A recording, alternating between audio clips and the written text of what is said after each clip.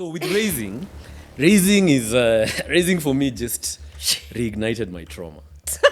Raising for me was another dance of, are you good enough? Because we could reject you any minute. Yeah. Actually, the way the system works is there is always an opportunity for them to reject you, because that's how they keep you yearning and going and going. Hold you by the balls. Hey, they grab you and they don't let go. It's not, hey, at the hold. No, that sounds different. It sounds nicer, actually. This is serious. Like you're not good enough, and then they use that to now stretch your horizon. And in that horizon, and this is my experience, by the way. Some other founder could come here and tell you, say something different. me, I bought a house in Miami. So I don't know what you're saying. When you're saying this, is like the root cause. The root cause is not being addressed. The root cause is you guys are meant to create, and then we come in and we own. And whatever it takes to get us to own, that's what we do. This year, Wangari, I have died many deaths. The way I've been attacked this year. Who's attacking you? It's a class system. I told you the class system. The class. So the way capitalism is a class system. There's class called shareholders, and there's a class called the Watus. The Watus is the millionaires, the millions, not the millionaires, the millions and the millionaires. So me, I happen to find my way into the wrong class. You're in 8B, you should be in 8A. And then I'm telling guys in 8B, your prefect will be someone from 8A. The chaos that kicked off. Man, and slowly... Maybe let's not choose analogies if you can just like... Yeah, no, it's no, sometimes you have to speak in parables. Even Jesus. Okay, I'm like, hey, Jesus, what are you trying to tell me? No, I'm trying to tell you that there has been a serious fight to destroy me. Okay. And you go to court, you'll find the court cases. There has been and it's a very personal attack, because the way the system moves forward is by killing us. From what I'm hearing, you've gone to court with what? I've taken them to court. They've taken me to court. No, they took me as well. Okay. No, I had to take them to court because they were flying into Kenya to remove Sam Gikandi. What do you mean? From Africa stalking. Can you imagine? Oh, no. Can you imagine coming to someone's house with the agenda of removing them from their own house? Oh, wow. And I'm like, do you guys understand that this is a house I have built with blood, sweat? Man, the blood, sweat, and tears. As you've explained. 80 people will tell you, man. 80 people think I'm not human. They're like, this guy must be some kind of alien. And maybe I am. I don't know. I'm not. No, you look very real clarify. to me. I'm not a lizard like that. You're not a lizard man. They need to understand. Yeah. And I think what actually helped me was 80 suddenly starting to flag.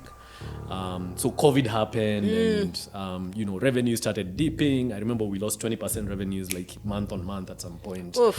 That's when we were also like, we just started taking salos. So World Bank is Uko saying, homestar you. Do you know what they're telling us? Even our investors are giving us a hard time about COVID. But then what are you reading in the news recently?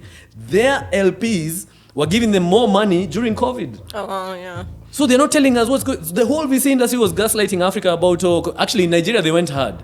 But the companies that existed like Sandy were on the bed next. I wasn't lying when saying those companies, they were on the bed next to me, begging for an oxygen mask, like Tupatie and CC to connect.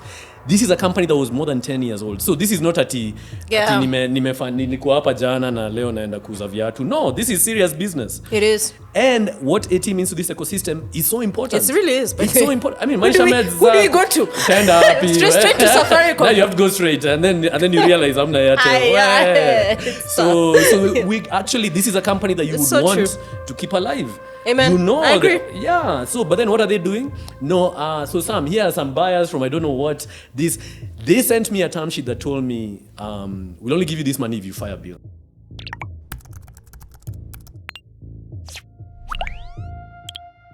Hey, welcome back. Super stoked today. Africa's talking, like quite literally. I'll intro my guest if you don't know who he is. Welcome. Thanks, Wangari. Who are you? Yeah. Oh man, who am I? Oh, that's a very difficult question. So I'm Sam Gikandi. I've been in the tech ecosystem. I think practically all my life. All your life. You were tech. Actually, I remember when I was like, I always thought I didn't know anything about computers until I went to Strathmore after high school. Mm-hmm. until my mom recently told me, no. Your dad is the one who introduced you to computers. When I was growing up as a little child in Nyeri, in a very beautiful part of the country. And I think something in me, but my dad later became an asshole. And, when he becomes an asshole, you're like, cut out the memories, cut out the good parts. Yeah. So I think I've always been fascinated by that, especially how technology interfaces with the brain. Yeah. I think that's something that I've really started to appreciate. How, what is intelligence, what is consciousness. Yeah. And that's kind of the direction that I'm heading in. But most people don't know me for that. They know you as they know me as the founder and co-founder and CEO at Afica Stocking. So this is the Pan-African aggregator that's best known for SMS. Yeah. So when you get an SMS, there's a high chance that we're talking to you. Africa's talking. You receive the message. Yeah. We have other things like voice as well. So if you actually want to talk, just plugging in, you don't have to sell. Yeah. But it's been just an incredibly wonderful journey, I would say. I just look back at it with gratitude because it's really created a space for me to become who I am, and it's created a space for a lot of other people to become who they are. Awesome, I totally agree. That kind of growth for me is just, it's so abundant. And I know now if my landlord decides to kick me out, there's some people I can call that might give me just a bit of mercy. Yeah. So for me, that's I think that's what I really, I'm taking out of that journey, but also really helped me develop as a person. Okay. And cool. exposed me to a lot of different human emotions. Awesome. So Africa's talking. You guys, we were talking before the camera started rolling. You're not a startup anymore, right? Please don't. Don't call yes. We love startups. We've built more than 20 startups in AT. People don't know how much work we've done in AT. We have worked so hard. We've built so many things. I think we're just creative energy. Okay. We're creative energy. But then towards the end, you start to realize that, this game is a bit different. Yeah. So we've had to kind of just focus back on the APIs and that's been that's a very mature business. We started selling SMS in 2012. So yeah, exactly. Actually before that even. So that's a very mature business line. But with that company that's always like willing to, test some boundaries here and there, see what else can we do. And that's our strategy actually. Our strategy is always around where are we today? Yeah. That we were not yesterday and what does that mean in terms of where we're going? Awesome. So we're always doing a lot of introspection, finding ourselves, and that's a reductive process, by the way, where you start doing fewer things, but you start doing fewer things better that resonate with who you are, that resonate with your truth. So, it's interesting, and actually, as I'm speaking, I'm realizing it is my journey, it is the company's journey. It's really just a search for. What is that energy, that creative energy that is African, that is ours, that is us, that doesn't give us anxiety, but still allows us to create a lot of value. Okay, cool. So, yeah. I'd be interested to go to the birth of AT. How did I'm pretty sure there's a lot of clips out there talking about this, but how did AT get birthed? I know you said you're a co-founder. Can we touch on that a bit? Yeah. AT has had an interesting journey. AT was just an idea. I remember, so my co-founder Eston, he basically moved back. So we were both in college in MIT at the same time. Mm-hmm. I didn't want to come back to Kenya ever. Oh, really? Hell no, man, because that childhood was too much. It was too much. So I came back to Kenya by mistake. But AT was born out of the kind of the Obama spirit. Yeah. Kind of suddenly a Kenyan, with a funny sounding name is president. Yeah. And I remember I was in the US, I was in New York at the time, and just how profound that was. And I think with Aston, the conversation really just became around how do we tell more positive? Because that is an incredibly positive African story. If told the right way. But if told the wrong way, it's an American. But it really is an African story. Because you can see Obama's DNA is very African. There's something very humble and settled and calm about him. Okay. That you just don't see with Trump. That's okay, political, but hey. So he's ours. Yeah. So that those kinds of stories, if told the right way, and I think at the time it was really, how do we start to lift the African spirit? Yeah. And really, tell these stories and be positive. Well, actually, doesn't make money, so yeah. So true. Tell me about it. So you can tell the stories, but hey, fast people don't listen. I think people have tuned out Africans a long time ago. Yeah. Even ourselves, we've tuned ourselves out. That's the funny thing. It's so crazy. But then also, the capitalist system, and you gotta survive. So we ended up iterating, and then initially rolled out. We registered the company in 2010. And initially rolled out like a B2B, almost like a Jumia platform. Or try to build a Jumia platform. I respect those guys, man. That code was too much. With PHP, it was too much. And I was working in Morgan Stanley at the time in New York. So it was like kind of like a side project.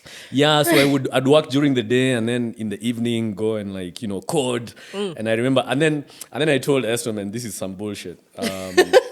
We need to, actually, we had, Isawa is still around, so Walituangusha, but it's okay, the early days. Yeah. So we decided to just, and at the time there was a company called Groupon. And that was taking off in the US.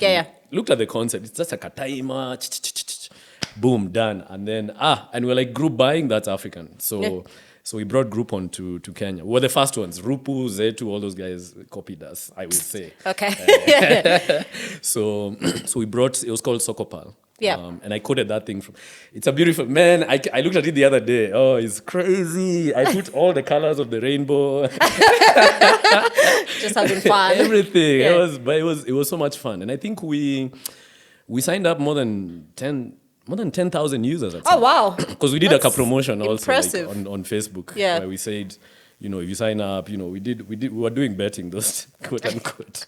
We'll give you money, and man, these kids sign up, man. And did you give them money? Yes. Okay, good job. You never know. They cannot lay a claim. We gave them the money. It was something, it was serious money, like 10,000 shillings. So, whoa, at that time. We were not messing around. Yeah. And this was you are all self-funding at this stage. So the good thing is I was working. Eston had made some money. I think he had done some business before. So we were kind of self-funding the business. Okay. So we're not, those days VC was, you can't even. It sounded like VC. It still does, but we can get to that later.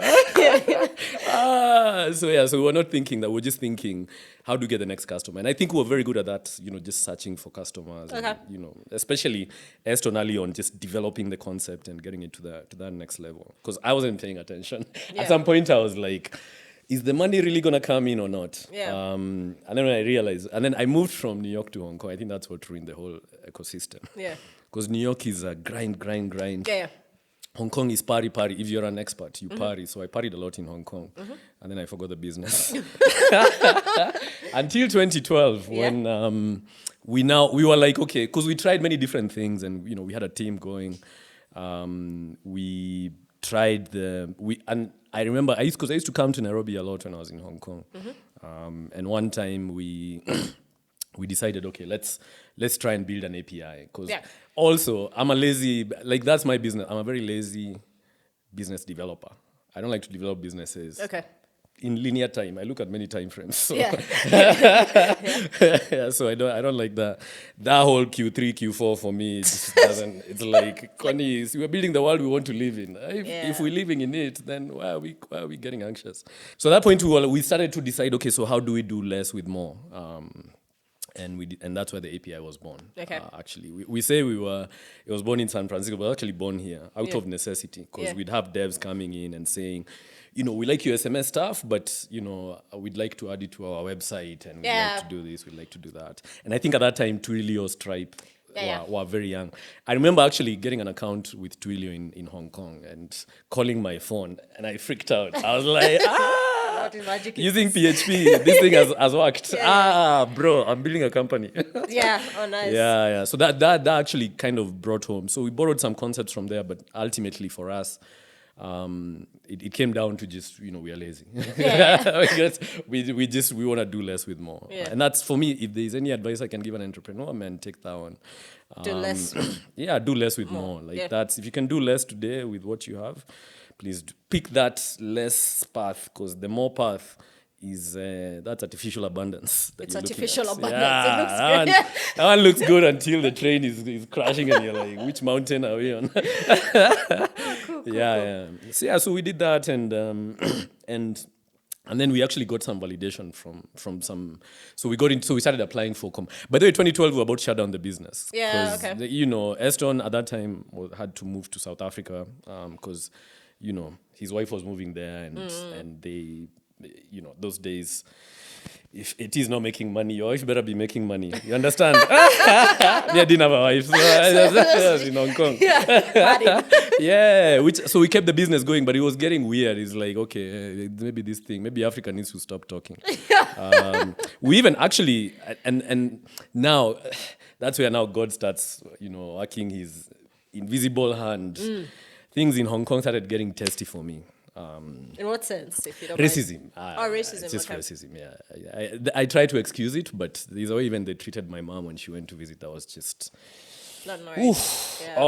Sometimes I think about having lived there for that long, and it just...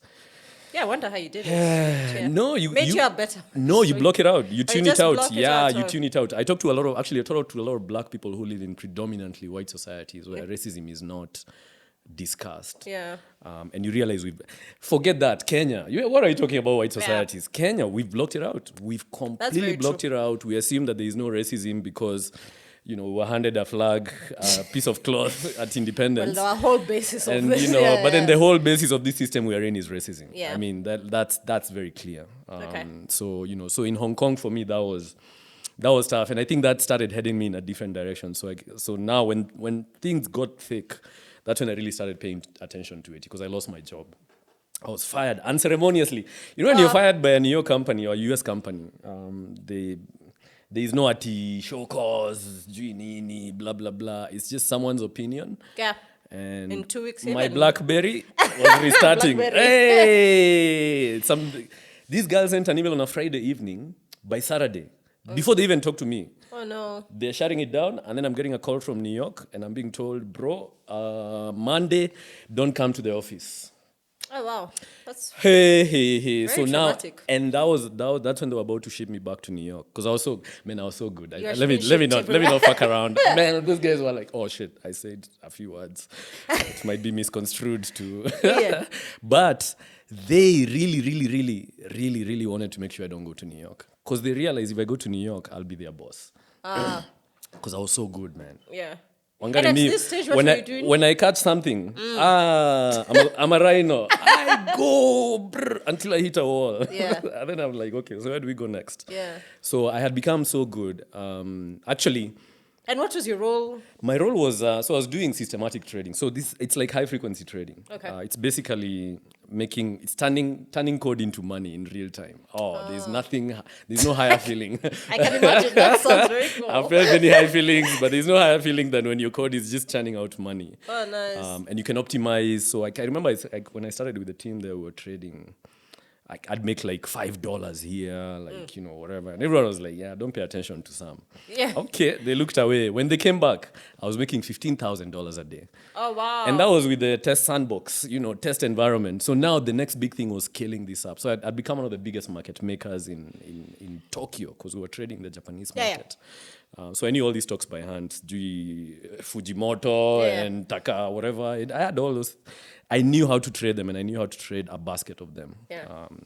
So me, and those days I was the good thing with Hong Kong is, and this is why taxes piss me off. And me too. I'm like, bro, we could be living, we could be manifesting. Hong Kong maximum tax rate ever is 15%. Oh, wow. So me, I was flying business class. You think they didn't even raise my salary in New York. New York was like a grind. New York was, I can imagine, yeah. You think you're rich until you go to get into the club.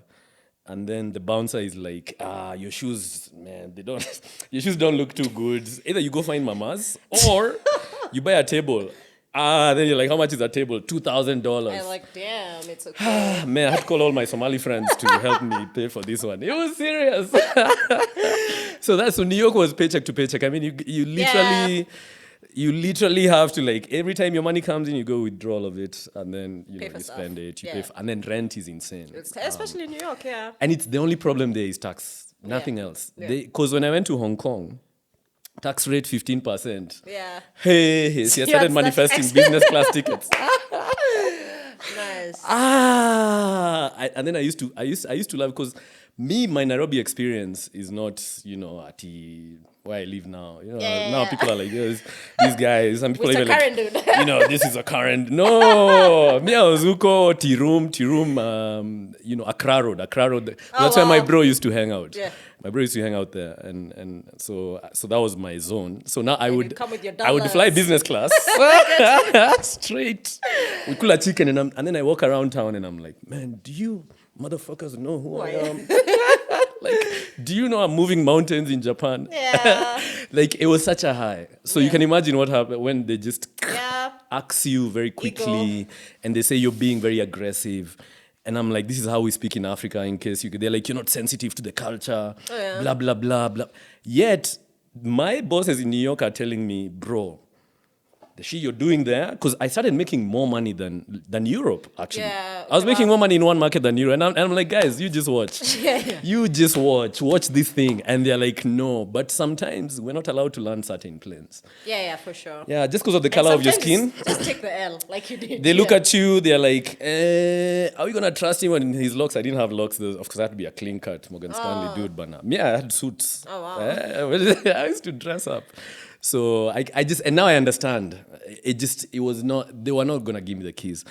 But then Credit Suisse were willing to give me the keys in London. But in the end, Morgan Stanley said, no, you can't give him the keys. Oh, no. Yeah. I was going to join a group in London where we could now scale this up properly. I was going to be a rich man. I met some dude there who makes $1 billion a year, a salary. What would you do with that? This was 2012. I know. I need to find that dude again because I'm like, bro, you must have something left for us. Yeah. As we're struggling here as a country of 50 million people, we're struggling to pay $2 billion next year. Yeah. Can you see how they're stretching it, increasing the rates, do the euro bond, and you can see it's a coordinated effort. Even the shilling is. Look at the Kenya shilling and the Uganda.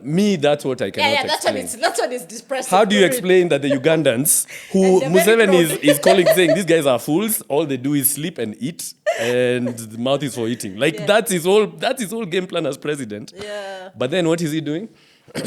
In Kenya, our shilling, sisi tunapambana in traffic the whole time. Yeah. So that's why for me, these conversations have to be had openly because it's clear what the conspiracy is. It's clear what they want to do. And they probably even will succeed. Yeah.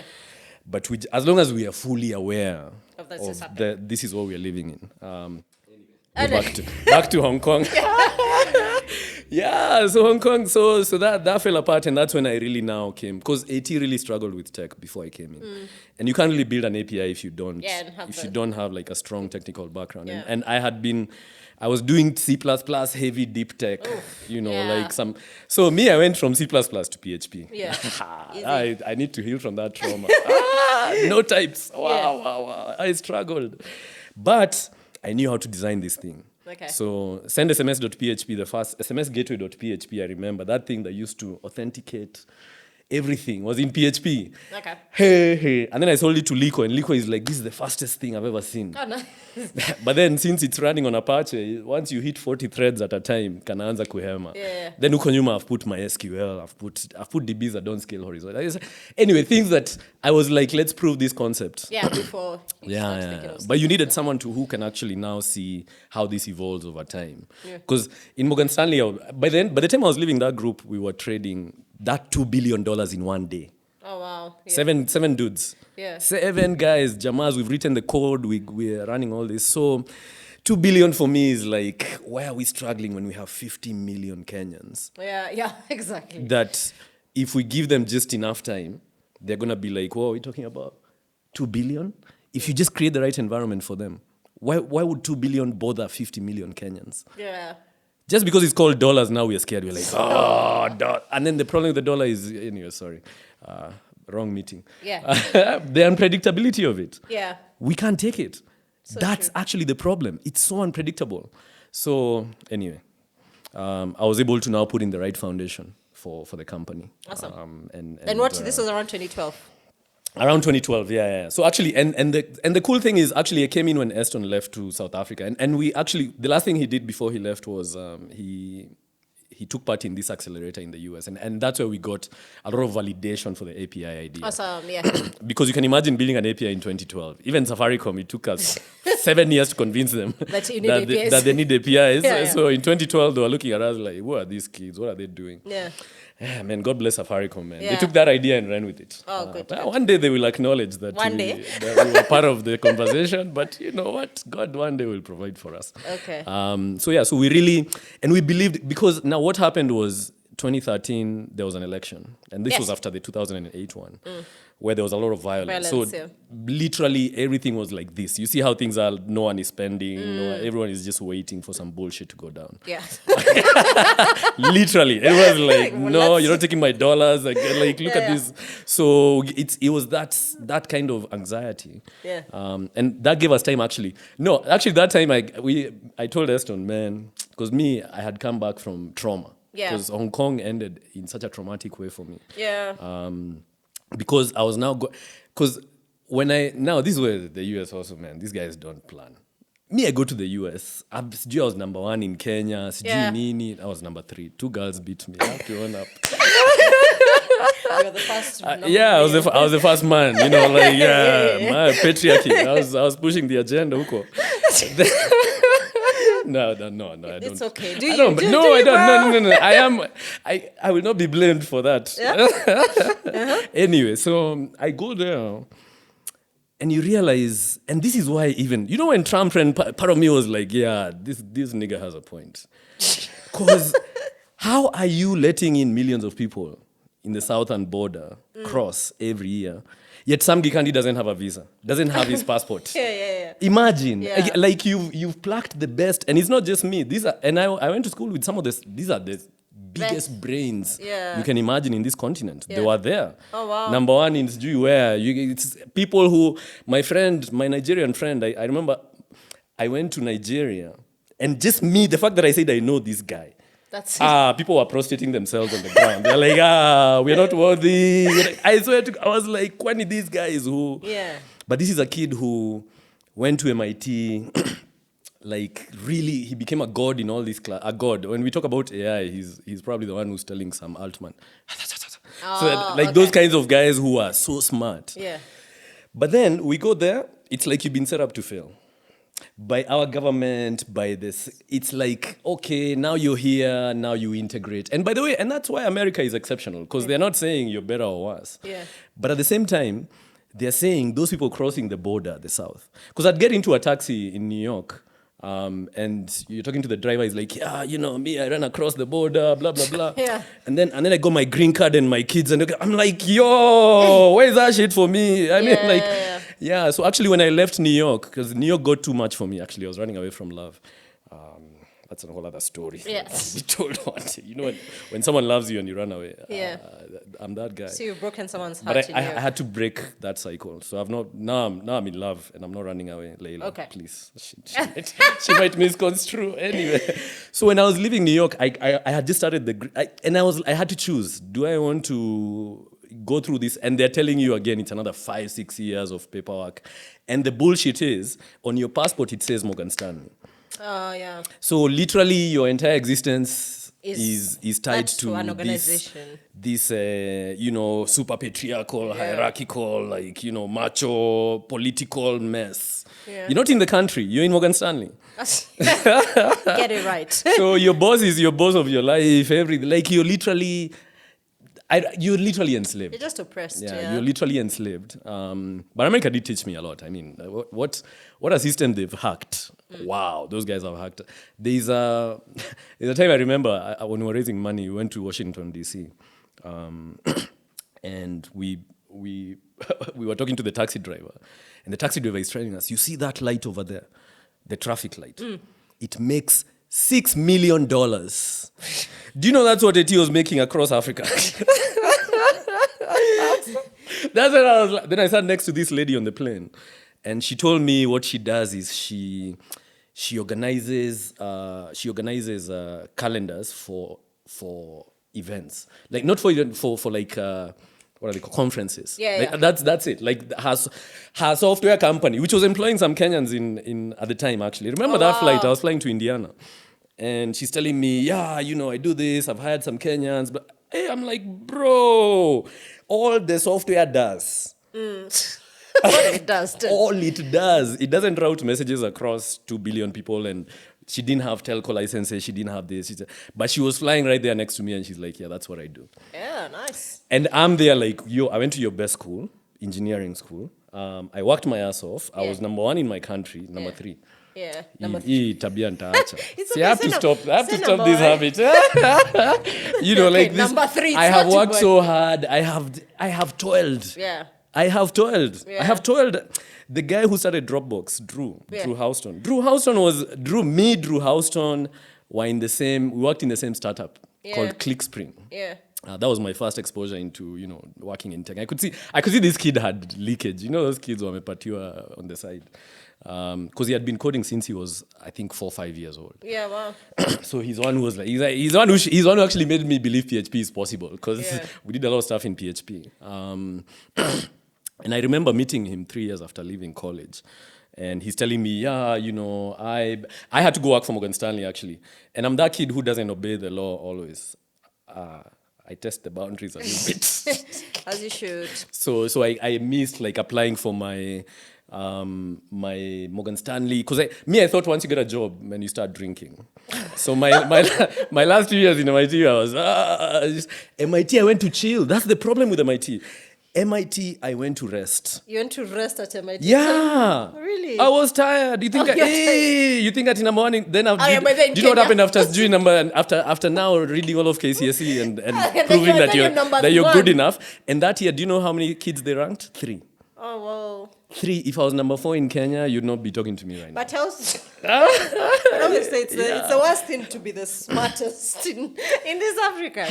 That means So me, I went there to rest, and then I get in, and the first thing they tell us is when we get into the hall and you're with these brilliant kids, you're like it's like you're in ancient Greece. Wewe umetoka Nyeri, like viatu zako zinatoshana, like I was a cartoon. Actually, I literally was a cartoon. But because, me, I went there in a winter jacket, then you land in summer. You're so confused. And I was drunk when I landed. That was the first time I drank alcohol. Yeah. Was on that flight. So me, I was uko. I was maji. I was good. Then they tell me, before the day is done, half of you will be below average.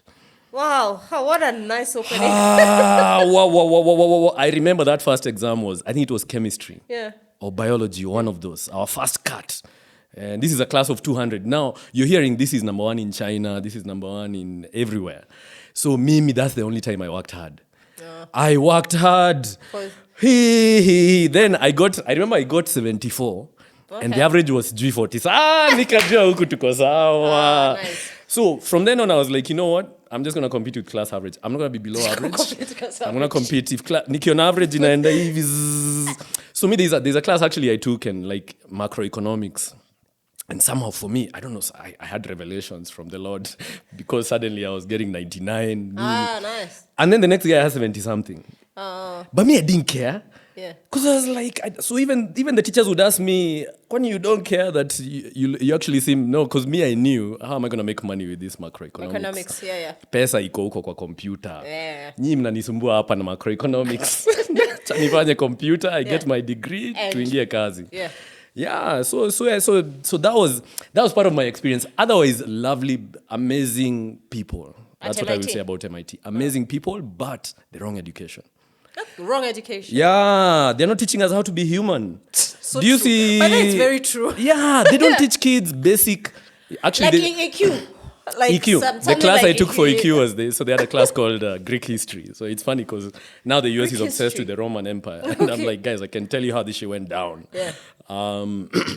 So I took Greek history and I took it because I wanted to prove so when you go there, you find the seniors. I had a senior called Choge, really smart kid. This kid used to study. Is this a Kenyan? Yeah, Kenyan, Kenyan. Lovely guy. And he told me, Sam, whatever you do, the one advice I will give you about MIT, don't take Greek history. Oh, wow, okay. And I said, I will take Greek. You're one of those, don't do it, okay. Hey, you find the guy is holding a book to his head like this, and he's saying how the CDDs, and you know me, I thought history, because I liked history in high school. History, I knew the answer to history is spirit of adventure. Yeah. Once you understand spirit of adventure, you understand the human condition. Like, there's nothing Mesopotamia, I don't know what. It's just spirit of adventure, free will, and things happen. But you get there, and then now, but that's not how they taught us in high school. In high school, they taught us, you need to memorize these 10 things. The times and... Of course, spirit of adventure was always there, number 3, number 4. It just must move around, but it was always there. So that class, I actually need to read the Iliad again, because that's a book that we were reading, and we had to write essays about, life, and I'd love to see what I wrote. Oh my God, that shit was hilarious. But I didn't understand that class. Anyway, I said that to tell you that MIT was rough. For Greek history, that's it. It was rough. No, just in general. Like there was a, and I think the more I think about it, they're not trauma aware. Mm-hmm. So they teach you like you're a white man. You come from a well-adjusted family, and but I guess that's who they. Yeah, I guess that's their demographic. In fact, as we were the 7%. Actually, only Africans we were about 100 out of a class of 1,000. So that was a good chunk. And the African Americans, of course, were struggling as well. Yeah, you could see these are smart kids who are in the system now, and they were really. Very few of them graduate on time. Yeah. It's a real pandemic there. It's not. Hey, this is MIT. It's not joking. Maybe they've changed things. Yeah. So they're not aware of, we're preparing you for a life where you're going to be treated differently than these other guys. Yeah. We need to be aware of that. Like, I needed to know, yes, Drew Houston is your Houston. Hey, if you say Houston, Drew Houston is your friend. But you are going to be treated But your outcomes, yes. By the way, that's the same time Zuckerberg was in Harvard. So Harvard is right next to MIT. So we know the Harvard kids are the ones who are not working too hard. Yeah. They have time to dream up hot or not, and, poke. As we knew, because MIT is a meritocracy. Yeah. So they don't beat around the bush. They just say we're gonna teach you. They call drinking from the fire hose. Can you imagine that's a school I chose? That sounds horrible. And I had gotten into Yale. And Yale was showing me, grassy knolls. Sorry, not grass. They were showing me grass and trees and kids lying around. And MIT sent me maybe 4 pages of text saying engineering and this. So you can see, and I didn't get a chance to, of course, who am I to? That was the first time I was getting on a plane. I go visit for... And you got a full scholarship, to socialize. Right? Hey, but full scholarship to where? Because with my trauma, now what happens is, because I saw kids, some of the kids who actually were in Alliance with me. I went to Alliance. Yeah, I went to Alliance. Actually, I was going to the Alliance High School. Not just Alliance. Place. Hey, you're an Alliance. I have to start with that. Guest. I have not led with the... I am an Alliance. Okay, yes. Because the kids went to Alliance, and you could see they struggled in Alliance, but when they went to the US, because they went to a more like liberal school, or they went to a different system, they actually are the ones who ended up doing PhDs. Me, I did masters because I was... Actually, my master's story, so there's a professor called Jesus, who saved me. Literally. Yeah. He saved me because I was about to be kicked back to Kenya. Because when you're not aware of my trauma, you cannot teach me. Yeah. It's impossible. Like, whatever you're teaching me, I am interpreting it using my lens, which suddenly creates a new reality for me, which is not consistent with what's actually going on. So I'm actually realizing I've been living my whole life thinking you're that MIT graduate who... But look at some of these babies who are now lying to us about AI. They didn't even go to MIT. They dropped out. They dropped out of these schools, but now they're the ones who are given the keys. They're the experts. Elon Musk, I don't even know where he went to school, to be honest. That guy is so traumatized. I'm like, bro, who taught you these things? Yeah. So you can see there's miseducation and these are the kids who really will get the keys. The kids who go to these schools, MIT, and it's the ones who go to the frat parties, the ones who really know how to schmooze and play with the system, who get the keys. But kids like us who went there, and I made the biggest mistake of, It's not even a big mistake because coming back to Africa was the second best decision. What was the first best decision? Meeting Layla. Oh, okay. Yeah.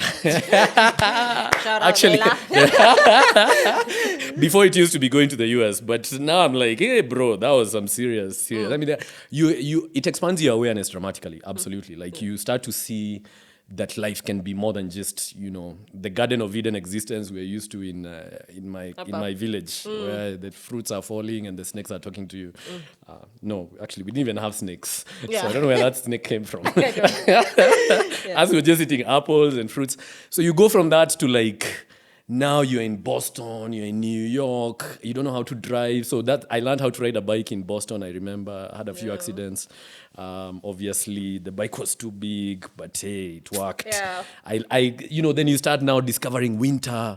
Initially, you're excited. Then you're like, this is some bullshit. This is what? We're locked in the house. There's no nature. That's when you start like missing home. You're That's like, what nature means for them. It's like, let's just lock you in the house. Okay, cool. So MIT is a big. Actually, if you look at my AT experience, I've worked with a lot of MIT people, Harvard people, Yale.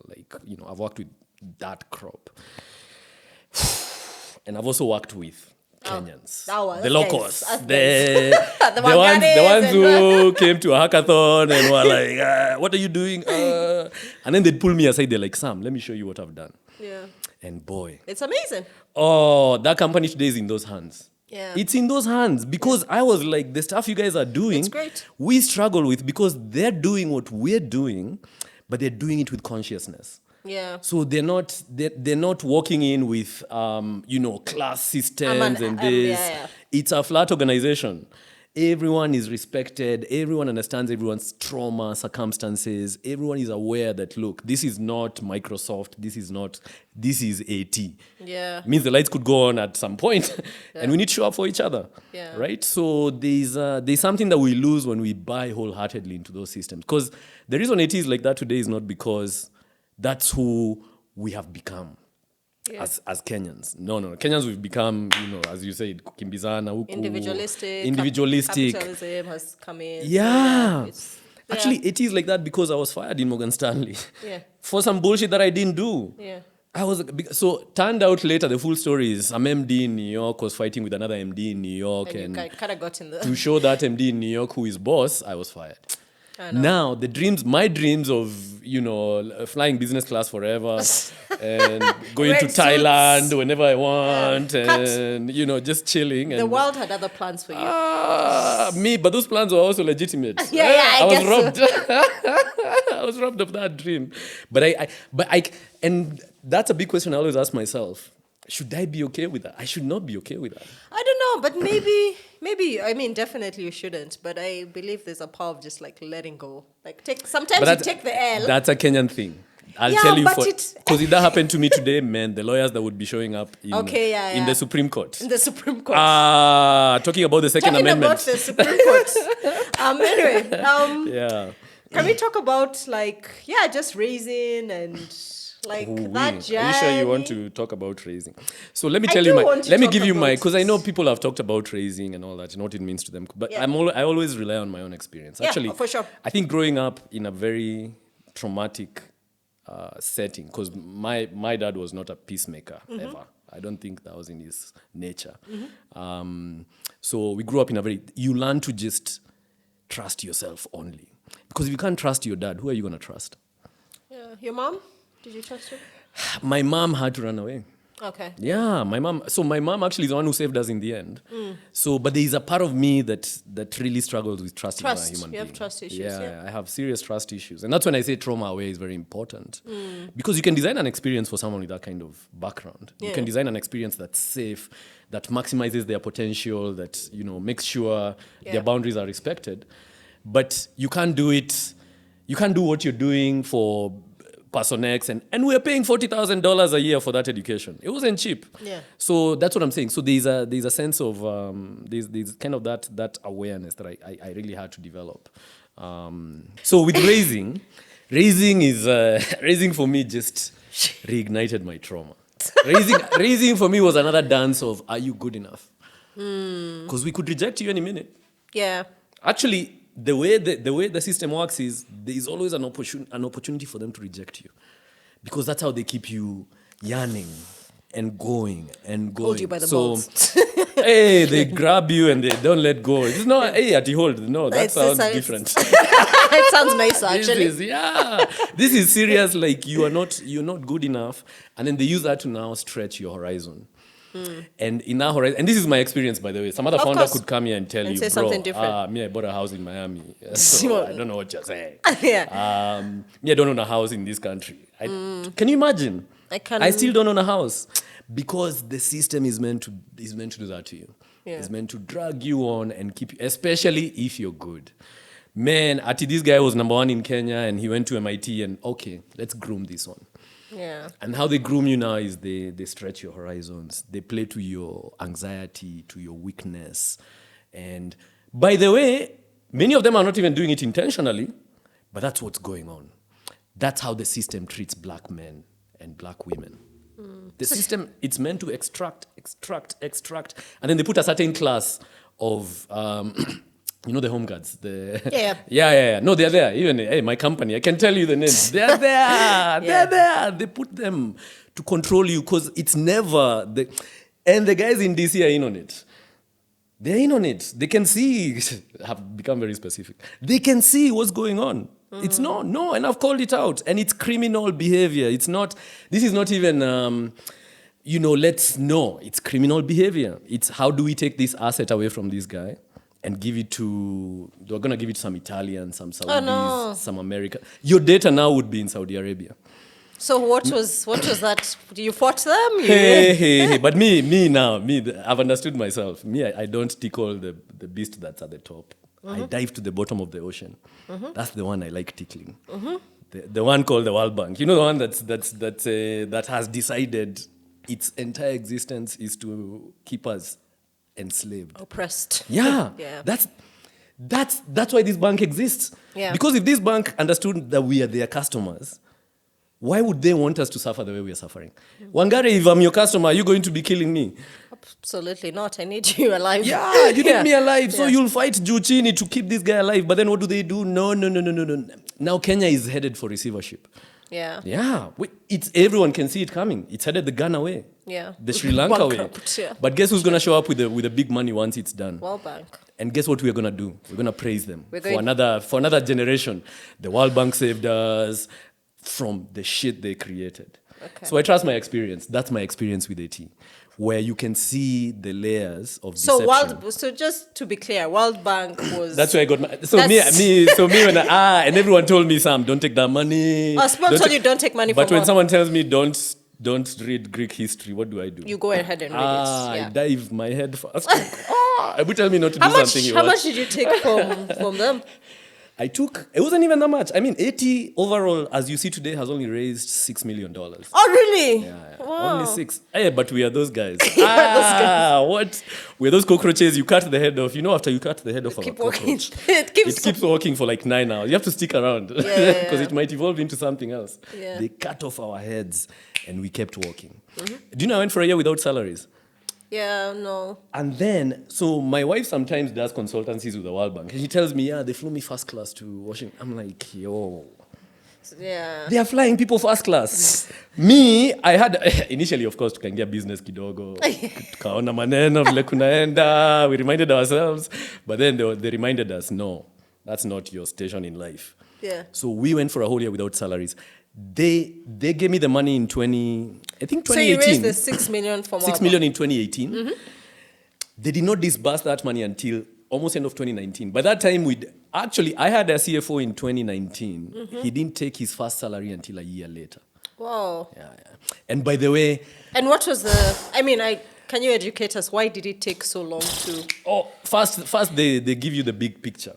$5 million, jui nini, you lose your mind. I remember the article. Imagine. When the article came out, we were in Uganda. It was a funny story because we were in Uganda. And I remember we got really sick. Ugandans need to clean their chicken, bana. Okay. What is this? You cook a chicken and then the whole night.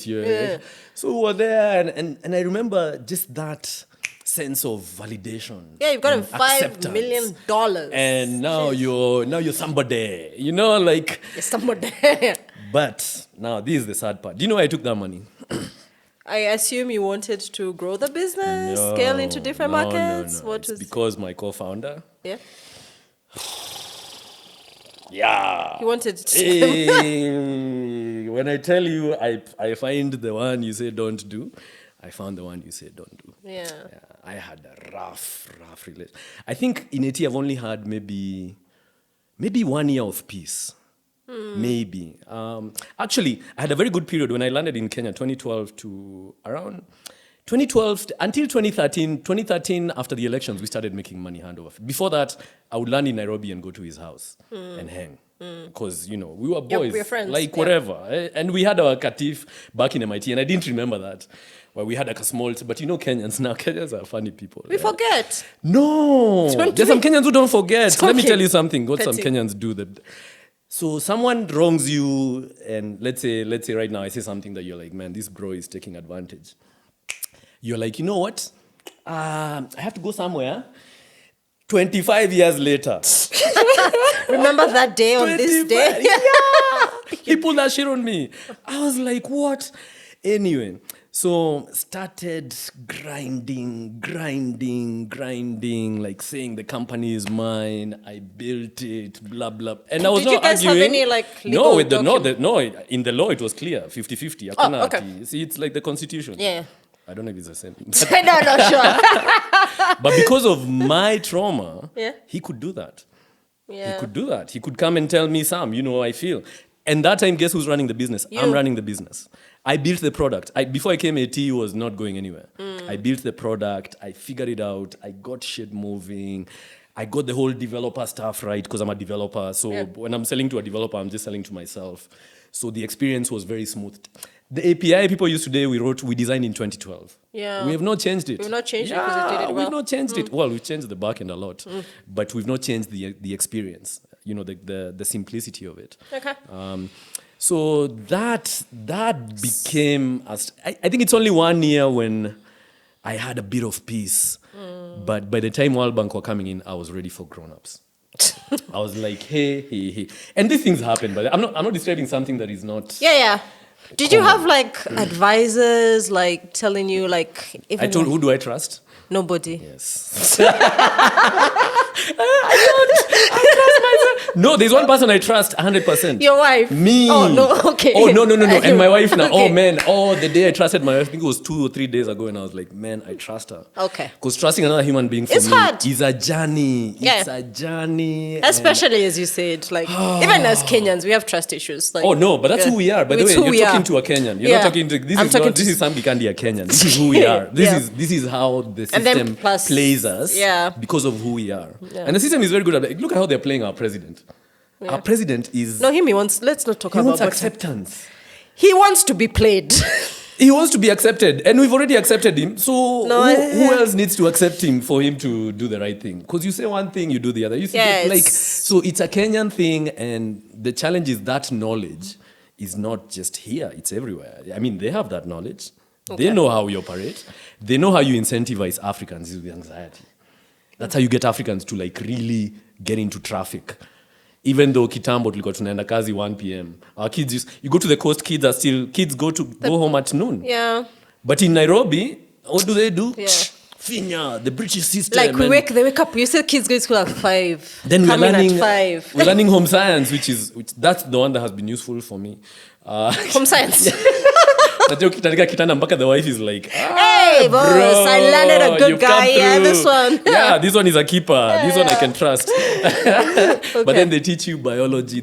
So you can see how once you really start to just stare back, and these are mental illnesses. There is no way to think of, because for me, anything that is not guiding you in a way that is helpful to you, that's a mental illness. If it's coming and crossing your boundaries and taking you away from being who you truly are, for me, that's a disease. Okay. And then by the time now you're old, your diseases have become diabetes. They're called lifestyle diseases.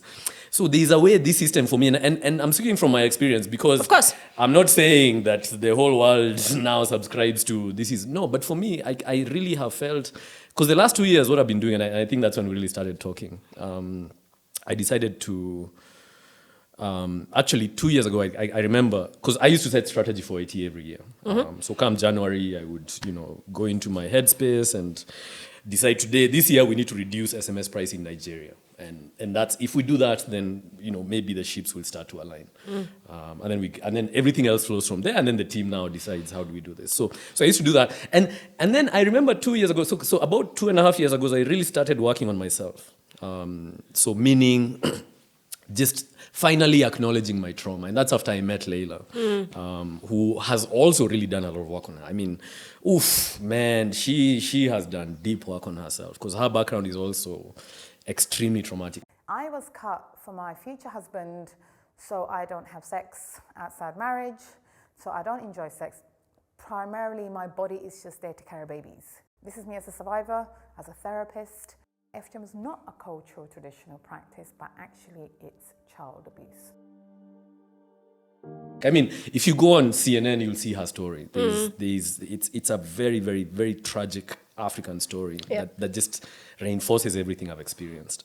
And that's when I decided, because I started getting to a point where, you start contemplating outcomes that are not helpful for you. And those are outcomes that run in my family, because the trauma is deep. What are some of this outcomes? No, like your anxiety can get you to the point where you want to kill yourself. No. Yeah, it really can. And even as I'm saying that, it's a real thing for some of us. And again, these are some of the most gifted people as well.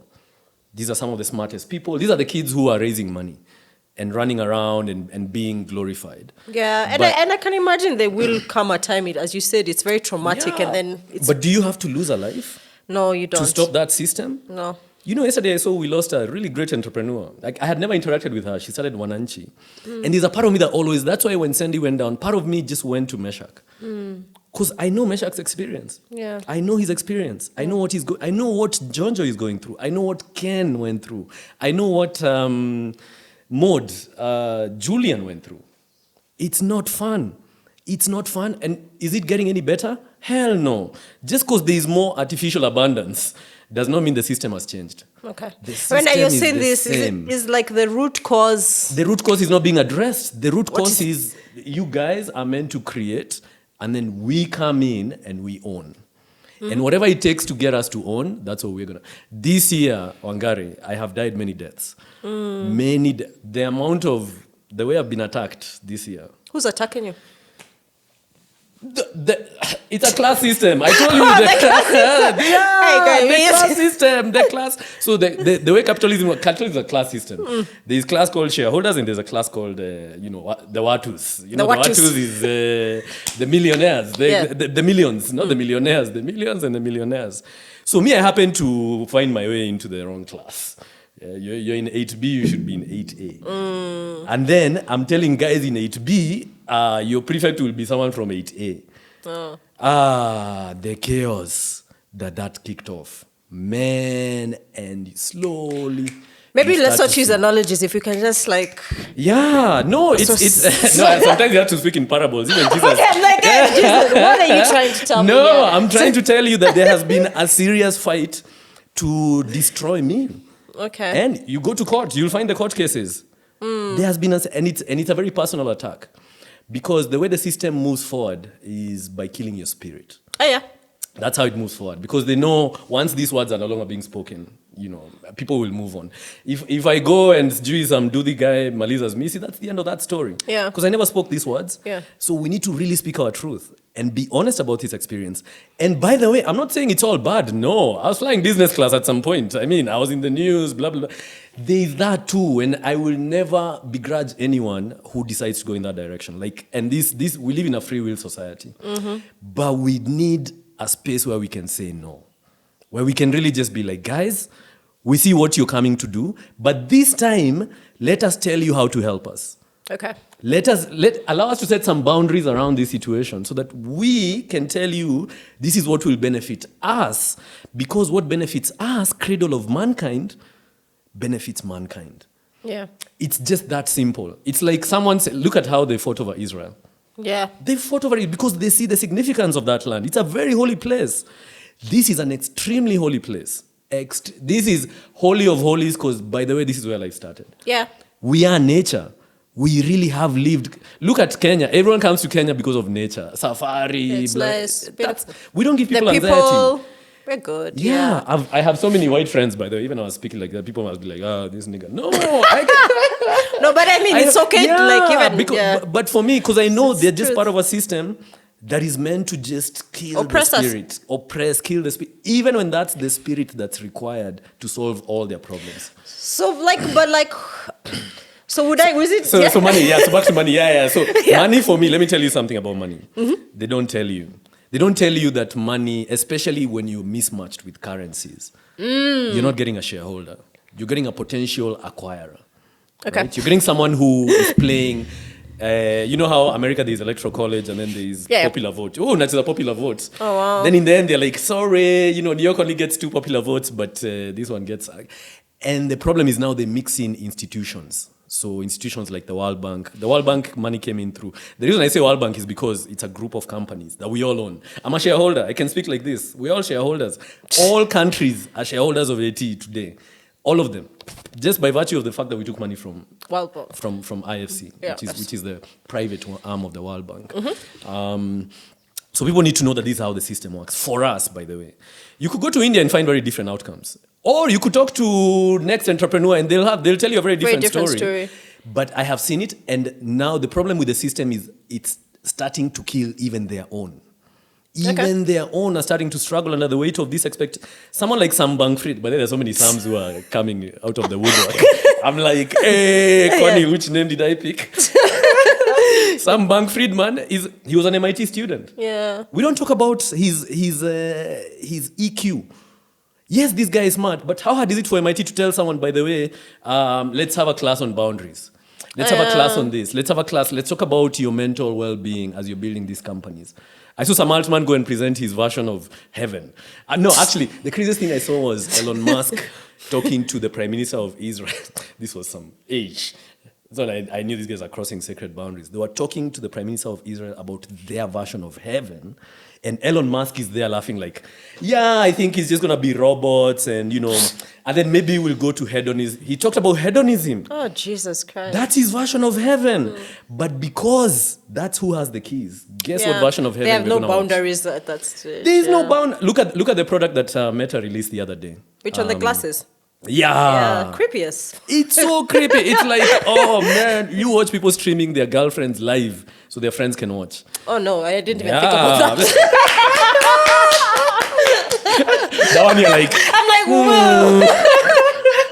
Only fans will explode. But is that heaven? No, that's wrong. That's what I'm saying. Like it's a heaven that's built on let's cross boundaries. Yeah. Let's just be as crazy as we can be. And I know these kids. I know these kids have never paid attention to who they are. Ever. They've never woken up one day. Zuckerberg has never woken up one day and asked himself, as Mark Zuckerberg, what is the incremental value to me? As Mark Zuckerberg, not as the CEO of Facebook or whatever persona they've given him. What additional value is it to me to cause another death? Yeah.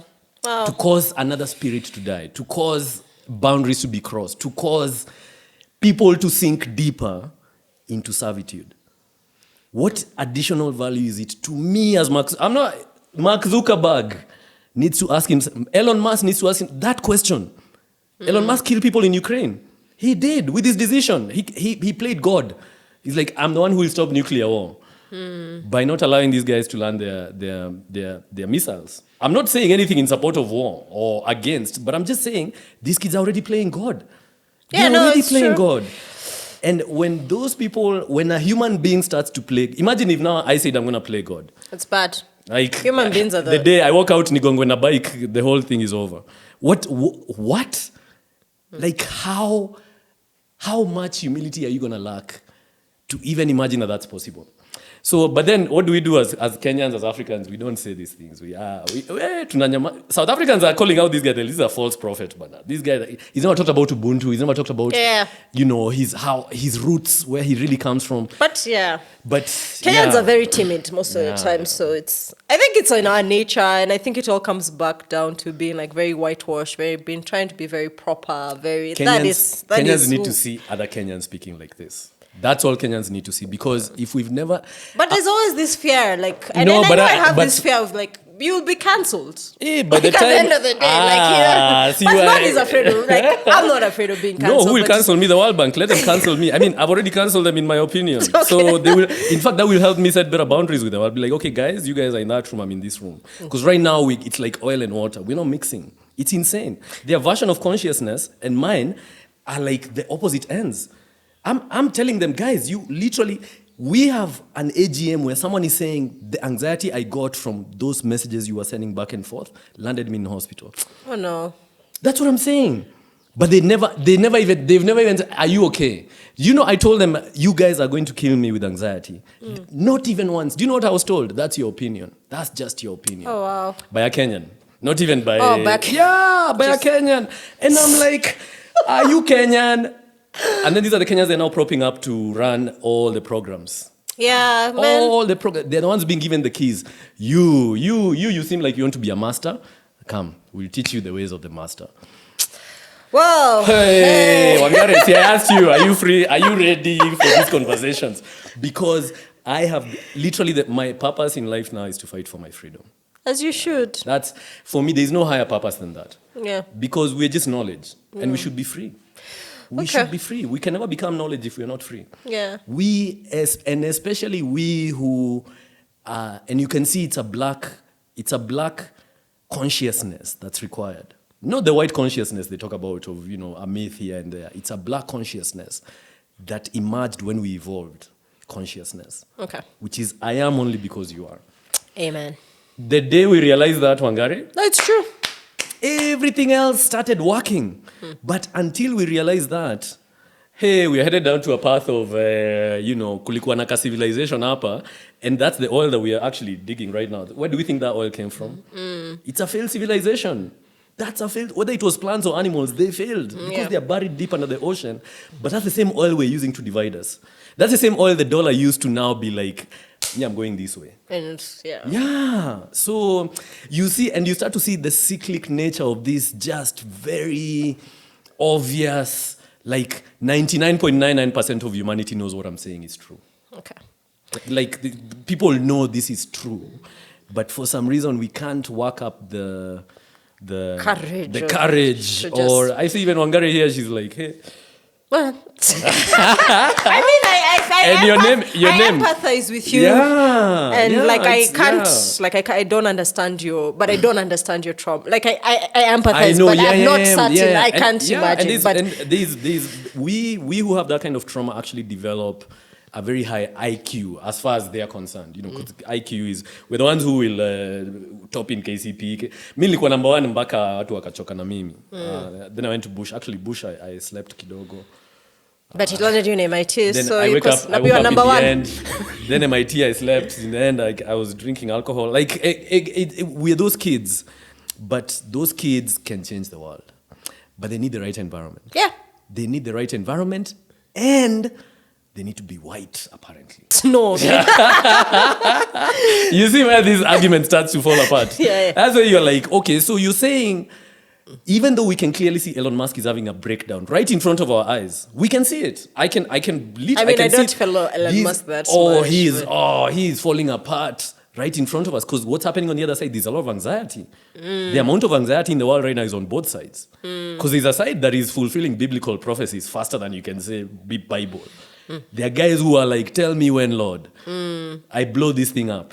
Because we're the one, they just need to know who is on that list of 144,000. Yeah. That's what I'm saying. That's where the world is. And it's not even a joke, because look at US, China. The whole world right now is paying for their shenanigans. It's not even Russia anymore. It's just China. It's like, let's pile up. Let's become as big and strong. Meanwhile, their currencies are killing people like Sam. Yeah, it's so true. Yeah. Wow, when you put it like that. That's what I'm saying. Proud, the people who maybe might save humanity, the Kenyans who've been there since day one. Because if you go to my village in Nyeri, you'll see, huko hakuna ati kitu imebadilika. Yeah. It's the same. That place doesn't change because we understand consistency. And we're consistency is king. And grounded, and that's life. That's why Wangari Maathai was like, man, we need to conserve this environment. We understand the environment, because the environment for us, that's God, that's connection. Nature, that's the universe. That's the base of all religions. So we become that because that's how we live. So, but then now what are they doing? Oh no, you guys, kwanza tungeze tax. Alafu kimbie. It does feel like they are trying to destroy. So what if some of you die through the process? Even they said it's okay. You already in the slum. Yeah, it's okay. You are going to die anyway, and the Bible says you guys are meant to be slaves. Anyway, so now you might be cancelled. It's okay. I'm okay with it. So now with you, from what I'm hearing, you've gone to court with. I've taken them to court. They've taken me to court. No, they took me as well. Okay. No, I had to take them to court because they were flying into Kenya to remove Sam Gikandi. What do you mean? From Africa stalking. Can you imagine? Oh, no. Can you imagine coming to someone's house with the agenda of removing them from their own house? Oh, wow. And I'm like, do you guys understand that this is a house I have built with blood, sweat? Man, the blood, sweat, and tears. As you've explained. AT people will tell you, man. AT people think I'm not human. They're like, this guy must be some kind of alien. And maybe I am. I don't know. I'm not. No, you look very real to me. I'm not a lizard like Mark. You're not a lizard man. They need to understand. They just walk in and they feel like they have the right. And by the way, that company became my safe space. Yeah, I can imagine. Yeah, of course. I mean, it must feel like a child it's to home. you. It's where I go. When I have anxiety, I go there, man. I talk to the people, we chill. And then that's where I go for my dignity. That's where I work. That's Sam Gikandi. And they want to take it away from you. When they send an email saying the title is Remove Sam Gikandi, and they're calling an AGM. That time, I remember I was in Watamu, I was partying. And then...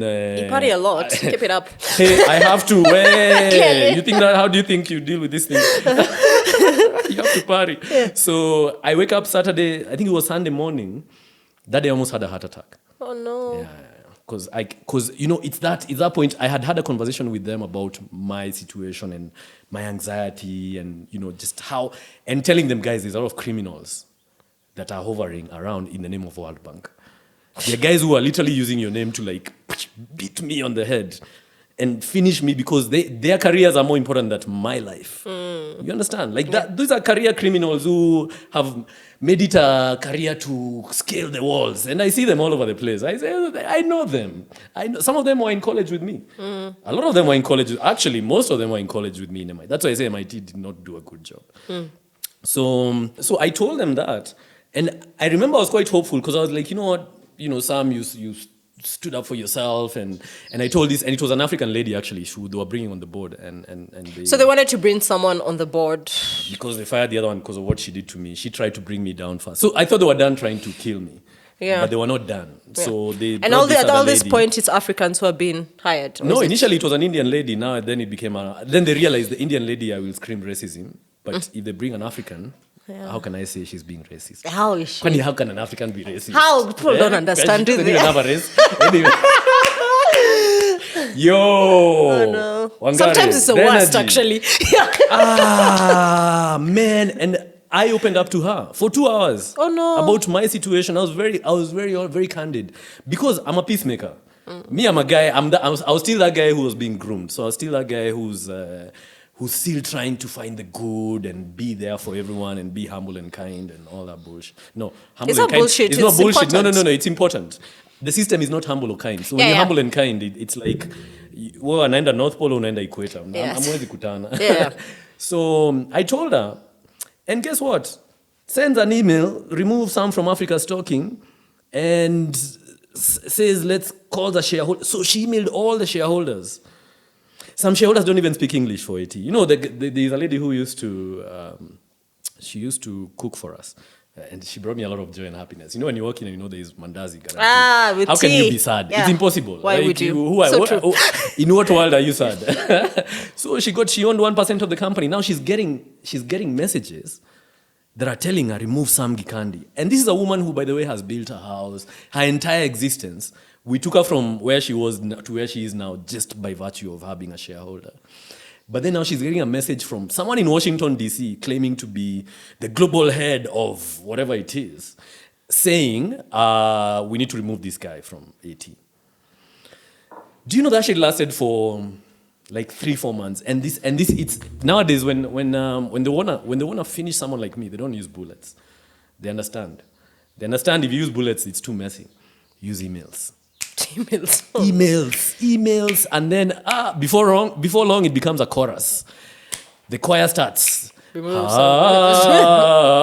you're sitting there, you're like, what have I done? And to this day they've never answered me. And I was going to ask you, what have you done? Until they answer me that, until they tell me, Sam, by the way, we found you rolling in the grass or whatever. Like, we found you doing something that for us meant you have to die. Until they bring that thing to me, I cannot let it go. How can I let it go? Then how am I walking around if there are people who genuinely it will be more convenient for them if I wasn't around? You see what fighting for freedom for me means? It's so hard. And they come. But if I show you my inbox, man, it's like tens, hundreds of emails, and it's even the other shareholders, everyone. I survived that by 1%. Actually, it was 2% voting majority that I had. Oh, no. 2%. And I had to bring in the employees to survive that onslaught. And by the way, that onslaught, when they realized, because me, I had done my work. So me, when they come with those mshales, me niko na ngao, shua. It still takes you like 15 hours to send that email. Because you're sending an email basically sticking up for yourself for the first time ever in your life. This is the first time someone has slapped you and you're finding the courage to be like, bro, let's go. Like, you have to stop this shit. But then they don't listen. They start a new thread. And all the emails are about you're not good enough, you have governance issues, you have this, you have that. And all I'm telling them is, guys, you're harming me. They're calling for audits, they're doing this, they're doing that. They even had a lawsuit claiming that we've had sexual violence in AT. Can you imagine? Oh, no. Never. AT, the place where everyone is equal, where we've opened so much space for everyone, yet they come. That's what they did to Flutter Wave. But AT, I swear to God, they looked and looked and looked, there's nothing. But that still gave them a reason to be like, you know what? And guess what? AT had the best year last year. Yeah. Congrats. Last year was amazing. Hey, last year we were congratulations. We were on our way to heaven. Yeah. Look at tunaingia hivi. Yeah. And that's when they come. Oh, before that, they had done so many other evil things. So forcing me to sell my company. I remember being told, and I was offered, I was asked, how much money would you take to give up this thing? And I said 10. They said, we'll give you $20 million. But I was like... You didn't take it? This thing is worth at least 20 billion. I know, but also why should I take 20? It sounds stressful. Did Steve Jobs take 20 million? Kwani, who do they think I am? I'm better than all those guys. That's how I believe. I'm better than all those guys. So why should I be taking 10, 20 million? And do you know what the 10, 20 million comes with? What? Non-compete. NDAs. Oh, God. Okay. So it's basically, let's bury the truth. How much will it take to bury the truth? That's what they're asking you. Because they know when the truth comes out. When people, imagine if number one in America was telling this story about how Kenyans are treating them. Yeah. Do you know that's an act of war? Yeah. Straight up, it is an act of war. It's like, wait, this is the best talent we've managed to produce. Yet all you're doing is killing them and giving them an environment where they can't survive. And I won't take the Kenyan government off the hook, of course. These guys are everyone is complicit. No, they're part of the system. They actually... It's the same system. To us on a plate. But also, like you said, maybe they don't want an alternative. Yeah. I genuinely feel like they're not investing in finding an alternative. And the alternatives are there. Oh, no, look at Sarkos. Sarkos is an alternative. Table banking is an alternative. Your customer is an alternative. Oh, okay. Like, your customer is an alternative. Like, there's a lot of different models they can adopt. But guess what? It's the same system. Same system. And for some reason, we feel like we cannot say no, because if we say no, they'll say no. And if they say no for some reason, we are not. Yeah, I don't know. I've never really understood that. So, yeah. I mean, like...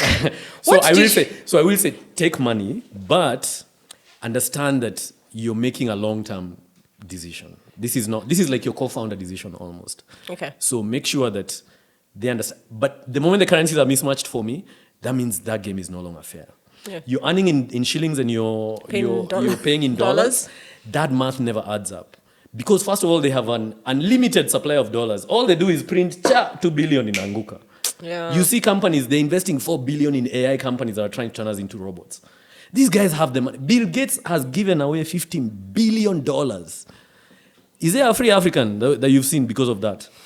2 billion, he can free 50 million Africans. 50 million Africans. He could free East Africa. That dude. By then, dude. Yeah. Just by sneezing kidogo. But what does he instead choose to do? He decides to help us how he thinks. Jesus. we should be helped. Okay. Interesting. Yeah. So anyway, yeah. So I can go on and on, but as you Clearly, can see, no, it's good. I have It's had an good. experience. And the young founders, I will never tell a founder don't take money. And by the way, Ken did that to me, and I took the money. I will never tell a founder don't take money. Ken Joroge. I remember I went to Ken. So and you'll Ken- never tell them and not to take Ken- money after your experience? Me No. then. I'm not. I would never say that. That's my experience. Yeah. Because I don't know what the cheaper cash experience is. I don't know what the Flutterwave experience is. I don't know what the Twiga experience is. I have no idea what it is. I know my experience. I know some other experiences. I know Cellulant. I know Mode. But those are old companies. Maybe things have changed. So I don't want to sit here and gaslight everyone that it's all bad. Like if someone's writing you a check, by the way, maybe take it. But that check needs to be aware of who you are. Because if it's not aware of who you are, like MIT and all these other institutions, even AT itself, even our government needs to be aware of who Kenyans are. I think this is part of just explaining to the government, these are your citizens. These are the 50 million people that you have in your country. This is what we are capable of. This is what they're doing to us. So you guys better show up for us. Yeah. You better show up for us. Because we're not saying we don't like you guys. No, we already accepted you guys. Did we fight when the elections were announced? We didn't fight. Yeah, we're like, whatever, we go. But they need to know who we are. They need to know that, look, there is people like Sam in this situation. There is people like Wangari in this situation. There is people like Eston in this situation. There is people like Bila in this situation. There is people like the World Bank in this situation. Yeah. And this is how this stuff starts to mix and coagulate and become just a toxic mess where suddenly spirits are starting to die. Okay. But let me ask you, if you had a choice, if you had to go back in time, would you take the money or not? I would take the money because the money still led me take to the money? Layla. No, it led me to Layla. Hey, I would never... Say one of those. That's one thing I say with my wife. No matter how difficult or how many deaths we've had to endure... There was a purpose to the struggle. I would not change a single breath. Because, man, when you find that kind of love...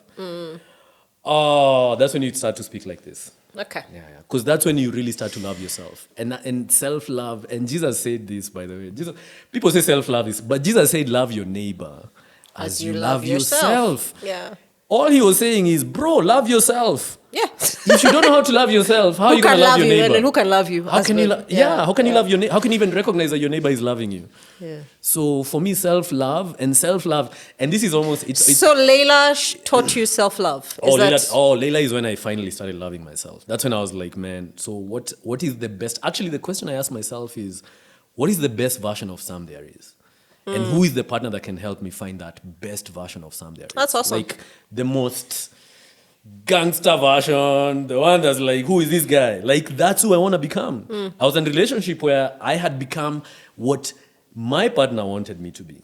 That version of Sam and my partner is American, white from Indiana, so you can imagine the dynamics. Me, I'm from Hither, she's from Hither of that part. So there's similarities, but there's obvious, there's conversations that are just... It's hard. Too difficult to get. Anyway, I may not need to explain to you because we know. You've seen the situation. We've seen it, and I've seen Kenyans make fun of it on Twitter. It's true. It's very true. It's a thing. And by the way, once you talk about it, then you can start to understand what is that thing that is keeping us so disconnected from our reality. We're just different cultures, different values, different conversations, different traumas. There's this... And for us, if you think about time, the way we experience time, and I always say time is where they lie to us, because our time travels differently than theirs. In what sense? Look at the globe. See, the globe is like a circle like this. And it goes around. How long do we go around the sun? 365. As Africans. Yeah. In the middle of the globe. Yeah. We go like this. Yeah. By the time you're going to London, the distance has shortened by maybe 30%. Yeah. So they're going in smaller circles. Okay. So this time that we've been told is something you can see, that is a fallacy. Time is an experience. It is. And our experience means we are different, almost different species from them. It's like a polar bear coming and teaching a lion how to hunt. Imagine how. Now, winter is coming. So, no, the lion is like, bro, no, me have my territory. I know the zebras will be crossing next week. So all I'm going to do is reproduce. Yeah. The polar bear is like, but you're having children. But don't you know the children will be eaten by the wolves? No, we don't. We're like, no. Exactly, we need to have our children. Actually, most of these are herbivores. They're not going to eat you. Yeah. Like, That is, and Fela called it, by the way, Fela is the one person I saw who really called this out. Who was like, Fela told us in the 80s, guys. Fela Kuti. This is an alien system, Fela Kuti. Yeah. We are living in an alien system. And if we imposed our system on theirs, do you know what it will do? It would finish them. Oh, they wouldn't survive. They wouldn't survive because ours would be like, there's no anxiety, bananas are in Uganda, the minerals are uko, chini. If you want to go swimming, there's a beach in Somalia. If you want injera, like that's our system. That is who, and it's abundant. And now we have air travel and all these things that they brought us, which we are grateful for. Thank you. But at the same time, very hard for us to. We can implement this so differently and be even more connected with nature. And then we can now start talking about what is ascension really. What does that mean? What does it mean to like be the most human? For example, and I think about these things a lot. Let's say a bird is born in Uganda of the species Wangare. And Wangare sounds like this. Wah, wah. What will that bird start saying? It'll say the same thing. Yeah. Wah, wah. You won't find a bird in Uganda saying, where? Like, you're a Wangare. That's how. So we already know how to communicate like that. Yeah. We already know. In fact, we evolved even from plants. We have plant capabilities. Maybe we have osmosis. Now I'm getting weird. But you can see how by pulling us further and further away from our nature, Yeah, it's just that they're disconnect. suddenly turning us into them, but they're turning us into them on their standards, with their boundaries, with their vision for us, with their Which is her idea. their governance, their like. I see, for example, the US is still supporting Kenya on security to maintain peace, and I'm like, we've lived here for. Since the beginning of time, Yeah. the Somalis have kept us safe. I don't think Kenyans understand how Somalis have really kept us. You just need to go and look at Ecuador to understand what it means to be living in a land like we live in and not have a tribe around us that is ready to ask questions. Because Somalis kept, Wangare would be slaves. Yeah. And I would have been castrated immediately as I'm getting on the boat because the Arabs were not messing around with that stuff. Yeah. So we have survived for so long because these are our siblings. We come from the same parent. We're just siblings. But what have they done? They've come and inserted themselves in the middle and said, oh, you can't trust that one. Yeah. Because see, that one is called Muhammad. And this is what Muhammad does. This is what a certain Muhammad did once in the US back in the day. They're letting in 2 million people into their borders every year. But for us, because there is a Muhammad who doesn't even know how to swim, how is he going to swim across these oceans? Yeah. This guy, he's like, getting a visa is a problem. Imagine. But because of that, imagine if Kenya did the same to them. We set up in the US and we say, you know what? We're here to help you guys maintain peace. Do you see how ridiculous not it drugs, is? not like that. Yeah, and they don't know how we keep peace. Maybe us we keep peace by the Roman Empire. How did they keep peace? Festival, 7 days, kila mtu ende alewe. Hey, that's We have one. Americans can never allow. Maybe that's capitalism. Now you understand. Capitalism is about not moderating your happiness. Yeah.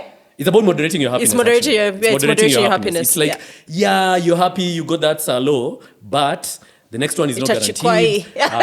Your landlord is waiting, taxes, blah, blah, blah, blah, blah, blah, blah. By the time you're getting to the next one, your employer has become your God.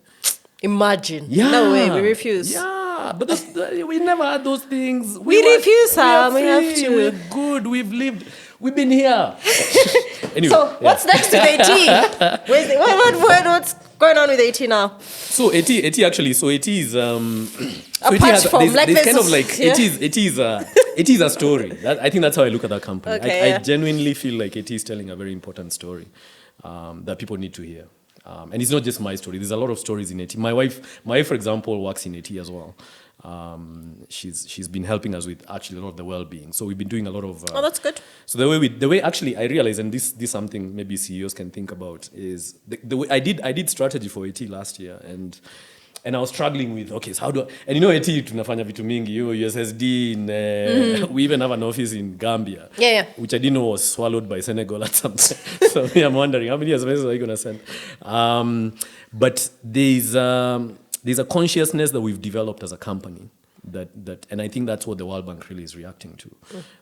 That is very African. That is very, very very safe. It's a safe space, actually. I think actually there's people who come to the office just to feel that sense of safety, and we've talked about, for example, so my wife, she's one of the best.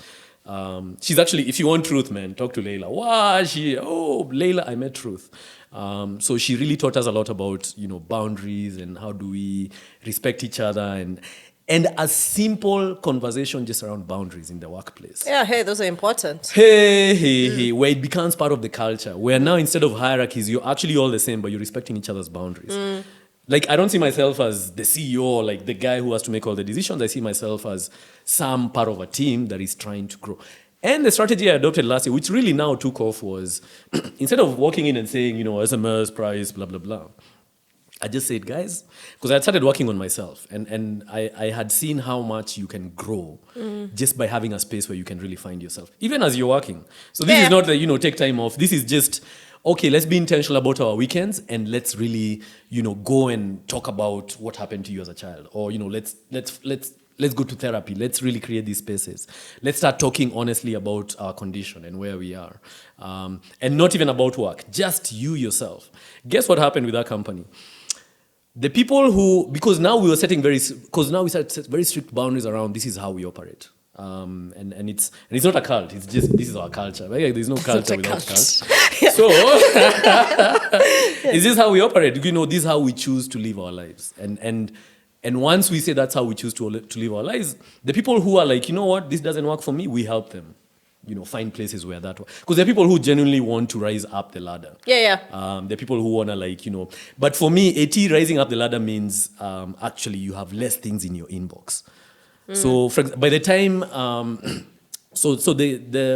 the person who's running AT, Paul, I'm the CEO, but the World Bank refused to let me resign because it became a whole thing. So I had to, even as they were refusing, as they were removing me, they were removing me in their way. They're like, no, if we remove you, we'll put this other person, not the person that you want. So it became that struggle of the team has chosen this person, but the World Bank wants someone else. Did you know who they wanted? Maybe Eston, I don't know. Interesting. Yeah, actually, Eston in the end did come and try to get on the board. So it was a disaster. It's if I could do a whole podcast on him. To be honest, it's beyond belief. So for me, yeah. So that whole it became like a struggle for control of a company that had just had its best year, which normally doesn't make sense, because if you're struggling for a company, you struggle for lit. If you actually want to help the company, then maybe you're coming to help grow it, not to kill the spirit and demolish the team and build anxiety. But the more I think about it, the more I realize the product we are working on, Elarian, is actually, that's freedom. Elarian, yeah. Elarian, tell us about Elarian. So Elarian is so first, Elarian is the company that Leila and I are building. Elarian is actually, it's a love story. It's boy meets girl, and then boy and girl fall madly in love and empathize with each other to the point where boy wants to solve all problems for girl, and girl wants to solve all problems for boy. And it's so what it's created is this very balanced outcome where there's a deep sense that we have of the human condition. Like, what is the human condition? Like, what does it take to be a human being? What does it take to be conscious? What does it take to to be honest? Yeah. What does it take to build that kind of institution that is also, by the way, making money? Because the money part is important. In this reality, money has become part of life. My son Ilias, who, by the way, built AT, because when he was born, I ran. Why are you running? Why are you running? Yeah? That's when I went to Nigeria. I was like, hey, I have to take care of another. Why are you running when your child is born? It was only 6 weeks. I was on a flight. I was like, we have to go fix Nigeria. And then I found the drama in Nigeria. Wow. Then you ran back. Oof. No, but I remember, I'm a connecting in Nigeria, and this lady walked in for we only had 3 people. We hired a dude. But then when we were about to leave, we realized, man, if we leave only a dude, we're not going to sleep at night. Yeah. This dude could take over. And we had already been exposed to some very shady characters in Nigeria who are telling us, give us half the company, blah, blah, blah. And I have nothing against, I love Nigerians to bits, but there are too many. So there's always one who's going to be throwing some things your way. And I remember we had this, we did the interview the second, I'm saying this because it's interesting. And this really tall girl, she was like 7 foot, came for the interview. Wow. Do you know we were scared? Anyway, so Ilias helped me. But for me, this company, Elarian started as Elarian has been evolving. It's actually a definition of something that is evolving over time. So even my sense of what it is today is because I am where I am right now. Okay. We could talk tomorrow and I'll tell you, Elarian is an SMS provider. I don't think it's gonna go there. But I remember when we were talking, it was you're trying to build a developer experience. So we started with initially. So Elarian actually came from, we wanted to build a better analytics product for AT. Yeah. So we had an analytics product which I built back in the day called Crunch, which they use to this day to actually, and I think they've re-engineered it a bit, but the whole idea was we give you analytics on how your business is doing at a macro level. So how many messages did you send? But then if you wanted to know which messages did I send to Wangari and which USSDs, when did she dial, has she used WhatsApp, all that kind of more personalized analytics, we realized that we needed to build a new product that would now fit that goal. So that's why I started with Elarian. Then as I started developing it, man, it became something else. So I started seeing it now, because once you really, and this is kind of like our AI play, if you will. Because once you, and the whole idea was, we started now figuring out what boundaries do we create around Wangari's data, right? And the first boundaries we started with were Wangari's data as a customer of A. So we'd have that as a persona, and then Wangari's data as a customer of B, of C, and so on. Because our customer at that point was the corporation, was whichever company is using us. Let's say the company you work for. Yeah, I don't want to drag our customers into this. Sure. Maishameds, right? We use you. So Maishameds, and actually clients were very excited about our product because we built it in a way that was very simple for developers to use, because we've always been a developer experience company. Yeah, for us, I'm a developer, so my experience is important. In that company, muy importante.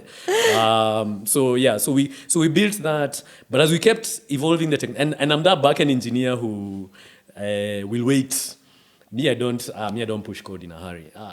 In fact, the way I write my code is so that I can slow myself down. Oh, interesting. Because I've come to understand that even the smallest mistake. So I'll give you an example. So in AT, so a lot of the code in AT I wrote, especially the backend code. And you still code up to this day? I haven't coded for a while, actually. I don't want to try it again, because, when you take another hit of cocaine, you might start...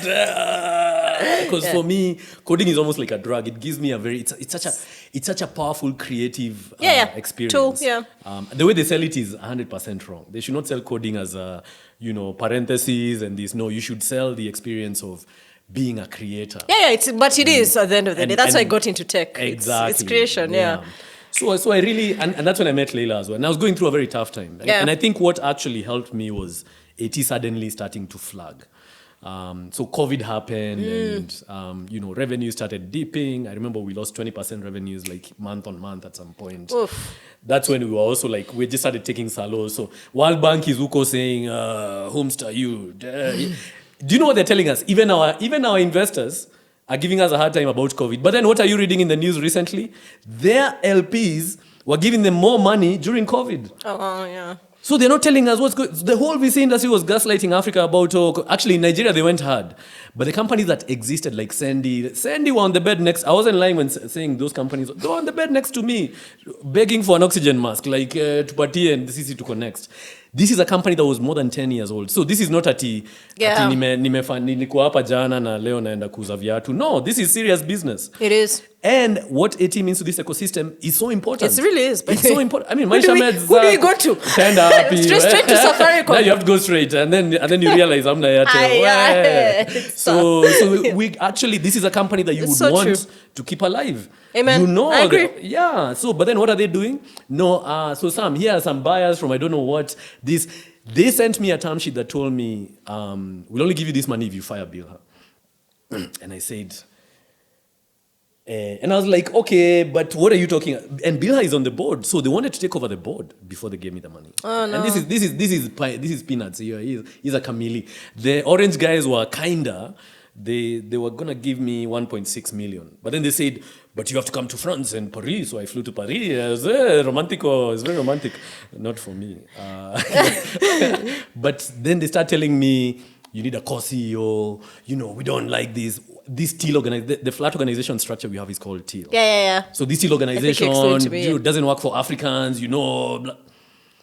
Hey, I do think it works for Africans. Hey, it is ours. Yeah. It is the future. Yeah. This is the structure we should all be adopting. That's what Safaricom has been trying to implement. They don't understand that you first need to work on the mental well-being of the people. Yeah. And I didn't understand that either, because until Leila came in, Teal was Sam is God and then everyone else is flat. So until I had to be, because it's so hard to separate yourself from the team. So people had to actually work through their childhood trauma so that they can recognize that it's okay not to have a hierarchy.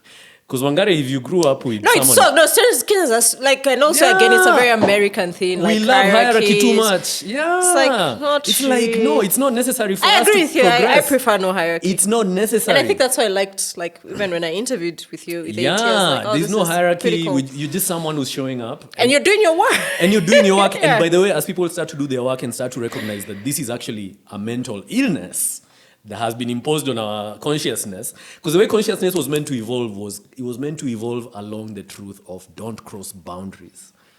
And if you cross boundaries, create a space to address what just happened, because that's justice. Justice is a part of that's what's scaring. That's why the anxiety on the other side is very serious, because they understand justice is a part of life. Money is not a part of life, but justice is. That's why the Bible, all the religions have justice in there, because without justice, there is no life. If Wangari, I walk and I slap you and I just walk away, and tomorrow Sam will come and slap someone else and keep going. They have to stop you from You're killing life. Mm-hmm. There has to be justice. There has to be like, Sam did this, so, and you define this. I don't define this. I don't say, now that I've slapped you, Wangari, here is a cake. No, it's like, toxic. Now that I've slapped you, you tell me what space you need. And by the way, maybe slapping you has not crossed your boundaries. Hey. You tell me when I've crossed your boundaries. When you're like, and you're Sam, what you've said has crossed my boundaries because I believe in this and that. So you tell me what that space looks like. It's not me to do. That's what the US is doing to all these countries. They're the ones coming and telling us, no, forget the US. The Europeans showed them how to do it. You go to Berlin first. Then you define the boundaries with straight lines, with rulers, like this. And then you bring companies to take over. What's happening with WorldCoin? You bring companies to take over. That's what the US is doing. We are literally being occupied again. Yeah. Again, with a higher promise of now we'll have more jobs and this and that. But same system, Nini, it's the same system. And what are we going to do to survive? We're going to become them. I've seen it in AT. The people who have been fighting are the people who've become them. Yeah. But as God would have it, half. This was almost like, man, you should have been in that meeting when you see the anxiety of tutapata hizi kura. You know how you realize on the day of, man, someone could just wake up and decide, by the way, Sam. No, yeah. I can't do that. That sounds very, very it's crazy. Anxiety-inducing environment. But that's why I brought the World Bank, so that this shit wouldn't happen to me. But guess what? Guess who they're supporting instead? The guys who want to kill me, the guys who want to finish me. That's who they're supporting. And these are powerful people, by the way. So I'm not, but I am not scared of these people anymore. Okay. They need to be called out. Yeah.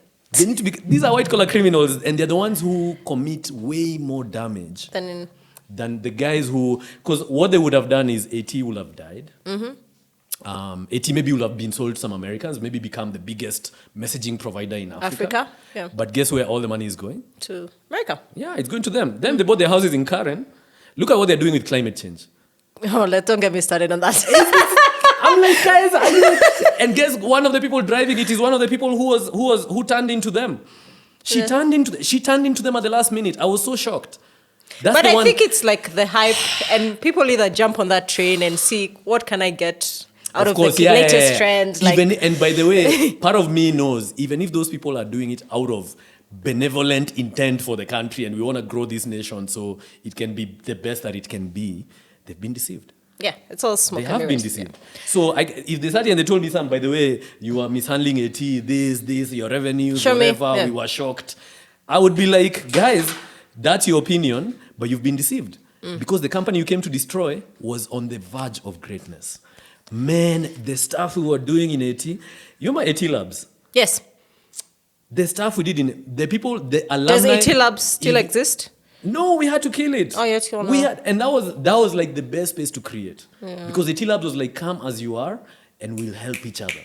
So someone comes and says, oh, I have a background in this, and I was like, okay, now you're going to be AT's cloud provider. You already have a big customer coming for you. We're like, no, you're going to be AT's messaging. Customers that we don't support, you're going to support. So we created that space where money starts to move around. Because money is not meant to sit in one place. Me, that's something I have against money. Flows. Money needs to be flowing. It's like water, I always say. Yeah. And once it starts flowing, you realize even the one you are keeping in your account. It's enough. And that's what Somalis have figured out. That's why I'm saying we don't listen. That's why Somalis came and suddenly the economy almost depends on them. Our remittances. Imagine how much remittances coming through their corridors, propping up our shilling. They use the dollar there already. Yeah. So we genuinely have forgotten that's who we are. Yeah. That our money, the women are trying to do it, but the men are looking at it like, even me, by the way, I'm one of those men who's looking at my wife at table banking. See how big is that table? And you can't put it on I want a tank. But that's how we've been conditioned, like the masculine. And for me, falling in love is what helped me balance my energy. Okay.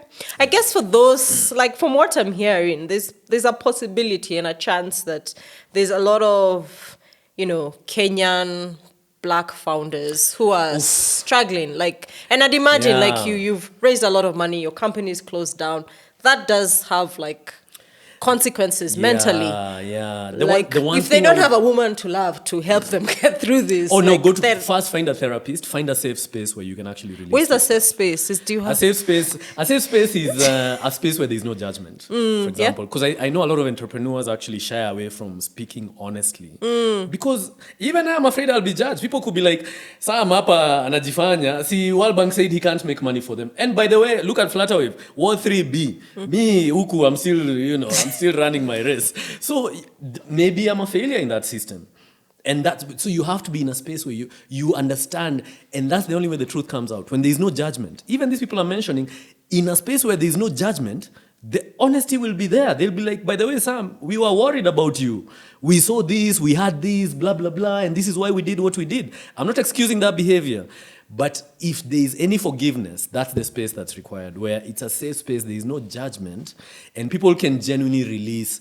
I am sure CEOs, someone like Ken Joroge, I'm sure would love to release a lot of stuff. Someone like Julian would love to release a lot of stuff. Maud, I'm sure even the people who are in the game right now would love to release a lot. Even people who are in the game right now would love to release a lot of stuff. And there's no shame in, by the way, maybe that system is not for me. Because there are people who are listening to me now being like, me if I was Sam. Ningekimbia hivi, sure, naenda hapo kujifanya ati is a freedom fighter. Great. It's not you. Run in that direction. That's not me. But the fact that I've been thrown into this system, and when I try and tell the system, this is who I am, the system is looking at me like, but bro, we don't give a shit about who you are. Even though, and this is the definition of slavery. Slavery is when, Wangari, you create value for me, but I'm harming you. You're harming, yeah. That is me. I'm creating value for these guys, but you look at the emails. It's like this guy is the devil incarnate. Okay, so your I guess your advice is just like therapy.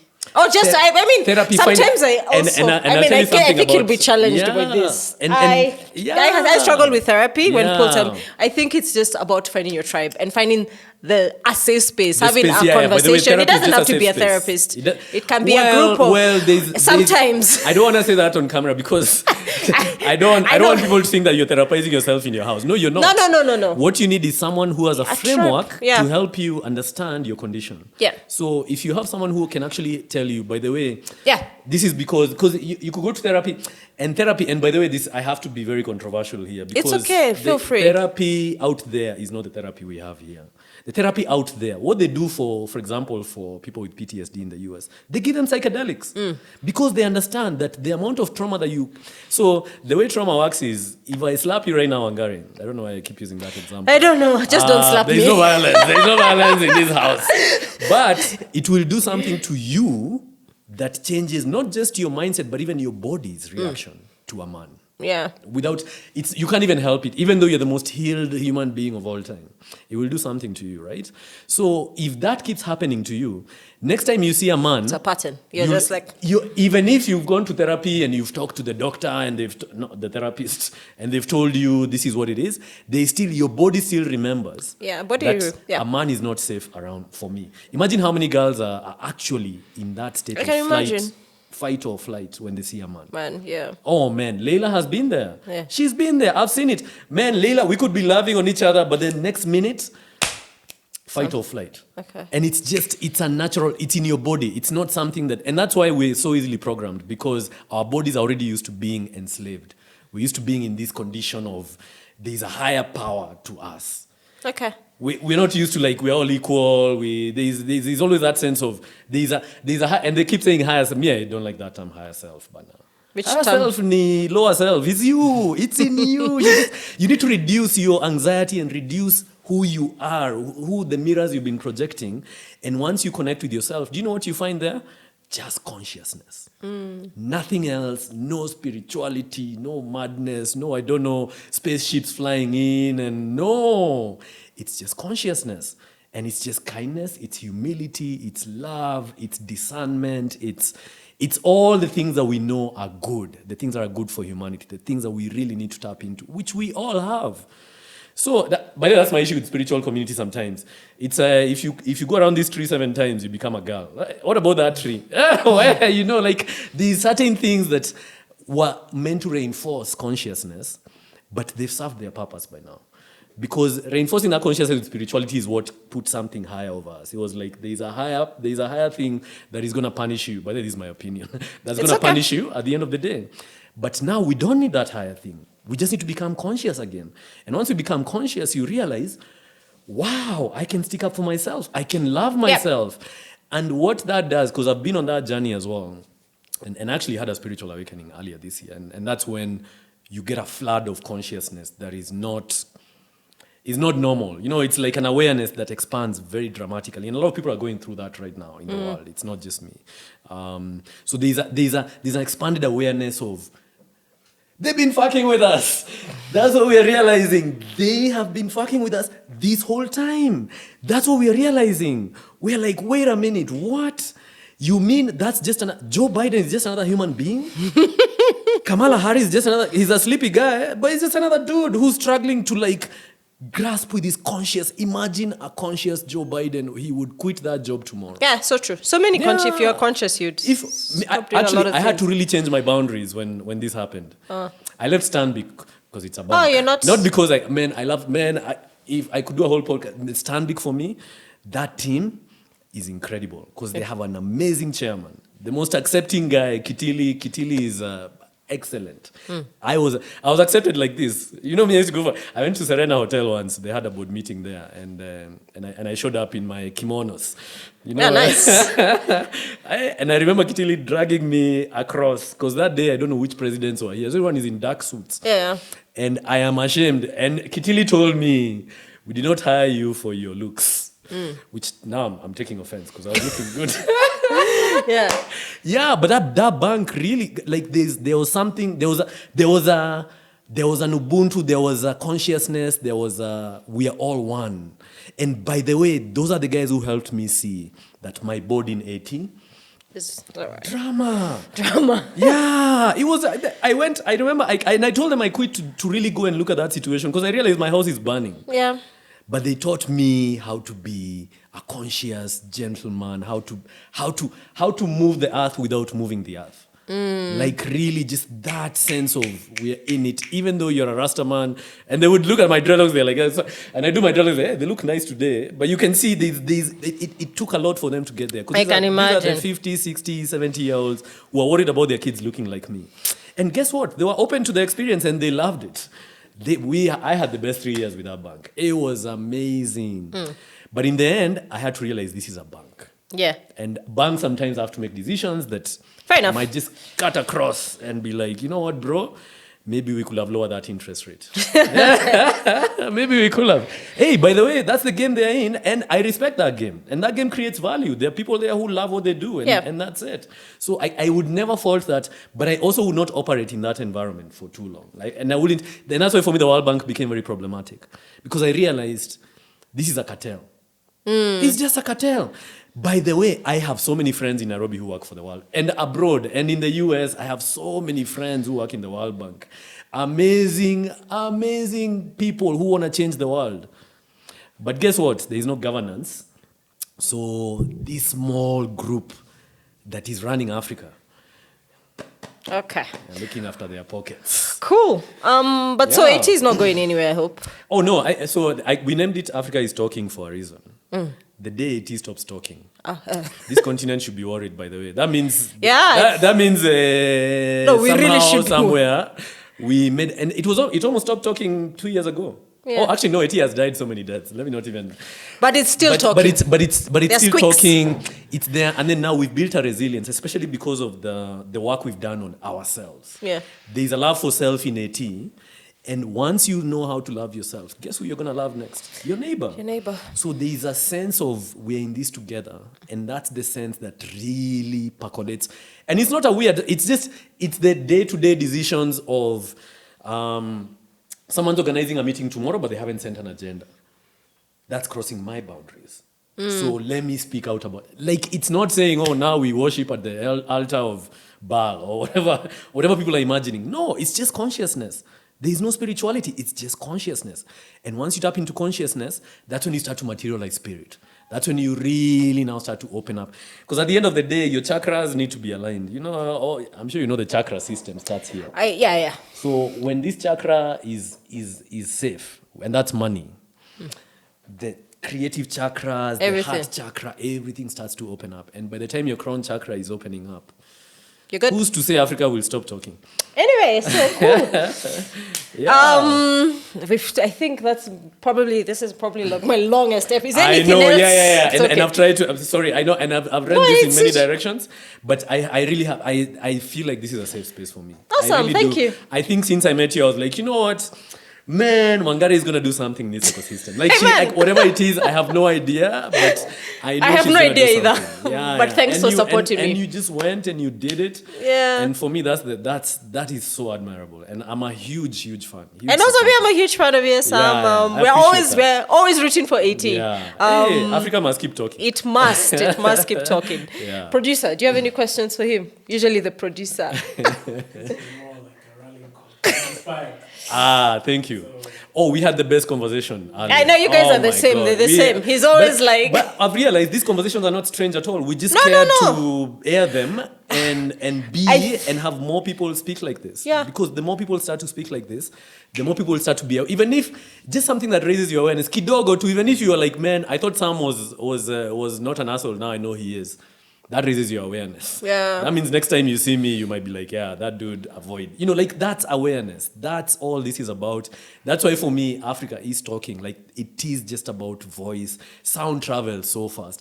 Actually, one of the first things we're going to do with Elarian is music. Man. Oh, that's a good idea. Yeah, we want to work with the Kalamashaka. We want to bring back that consciousness. Back. Yeah. We were just talking about that the other day. Imagine if we had a concert where all those guys, Kina Nameless, Kalamashaka. Yeah, we need to bring that, because those guys woke us up, man. Whatever it is, those guys gave us hope. Because when Kalamashaka was coming out in Uko late 90s, bro, El Nino, Nairobi Fly was here. That alone was enough to make you not sleep at night. And then and that was the Moi regime. That was towards the tail end. The tail end was not funny. The house was used for different purposes. Yeah, true. So it was. So when they said, ingawa tuko chini bado tunatumaini. Man, that was like, let's keep going, man. Let's keep going. Because I swear to God, these conversations for me will take root with those urban youth who are struggling with identity. So many people are struggling with identity, and knowing Kenyans, I know many Kenyans are like me, because people around the equator are not used to anxiety. We're just not. So when white people are getting anxiety from Caesar to... But I also think I don't think many people understand what anxiety is. Anxiety? I think that term let me already define white. it. White, already so white. Let me simplify anxiety for people. Anxiety is that thought that enters your head about something that is not happening right now. Yeah. It's that you're not present. Actually, anxiety is you're present, and then you're like, Wangare will now publish this on whatever, and this is gonna be picked up by and then now suddenly I'm anxious. Right? And then I start to fear, and then I don't even come for this podcast because I start to now manifest things that are not happening.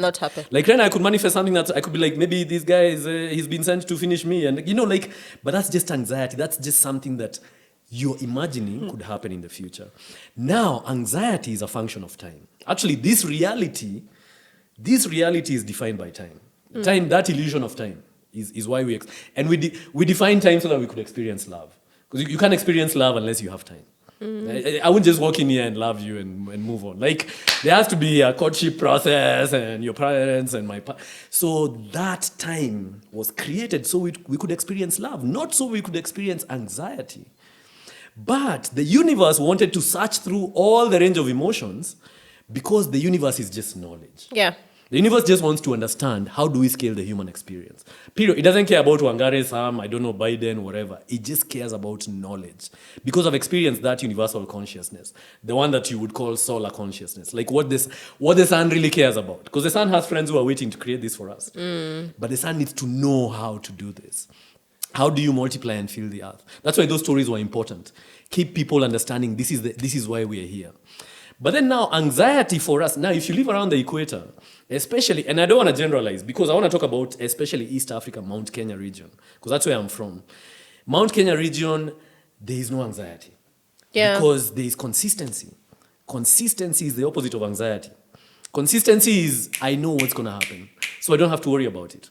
In fact, at a universal level, once you become knowledge, really, the only thing you're scared of is inconsistent knowledge.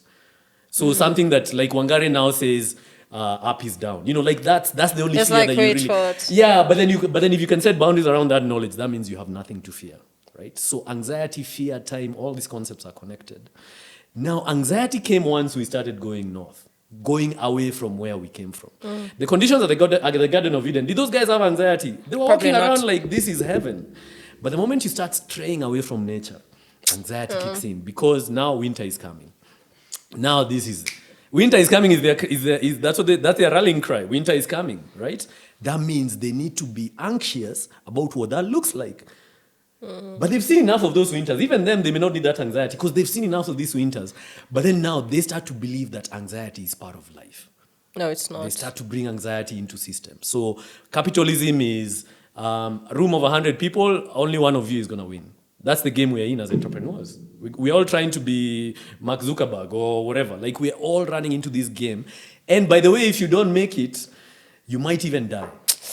Hey. That's what I'm saying. So, that's how they think that's how they keep producing. And by the way, I have no issue with that system because it has given us all these things.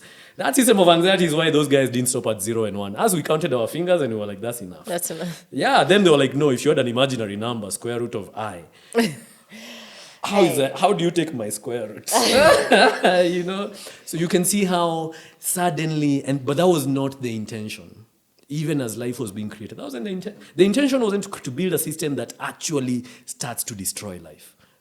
Anxiety destroys life. Yeah, it does. Do you know anxiety probably killed more people during COVID than the virus itself? Yeah, I can imagine. Because of all COVID. Like, oh my God, I have COVID, I'm going to die. I almost died of COVID because I was having panic attacks. Like, if you get it. Just because when you cough once or when you hear, you see, hey, bro, you're going for your test, you're like, and then you're seeing on TV, and then you hear the cost of a bed is now going at $1 million. Yeah, man.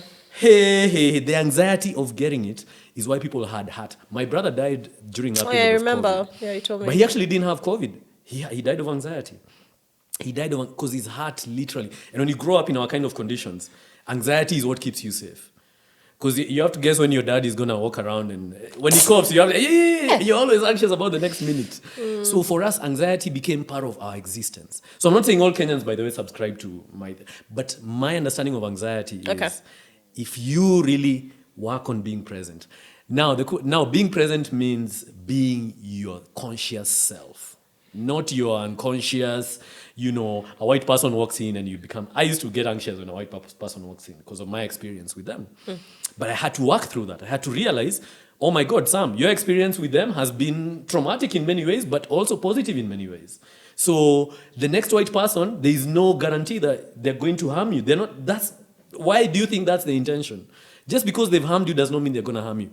Now you're being present. Now you're really starting to understand. But then that takes now those spaces where you can really release and talk about. And men don't do that.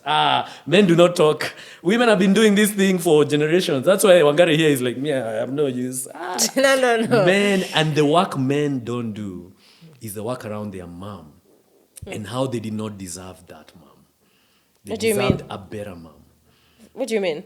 Hey, that's what I'm telling you is deep. Every mom traumatizes their child. You're a mom. Everyone. No matter what, everyone traumatizes. That's so true. But then we men hold you in such high regard. Women, their mothers. Yeah. That we can never even confront. It's true. The possibility that your mom did not have you. Start safe thing for men to... I'm trying. This is what it looks like. Yeah. No, man, because I think this is what it looks like because we need to now create those spaces because men, and that is what keeps us from really becoming our conscious selves as men.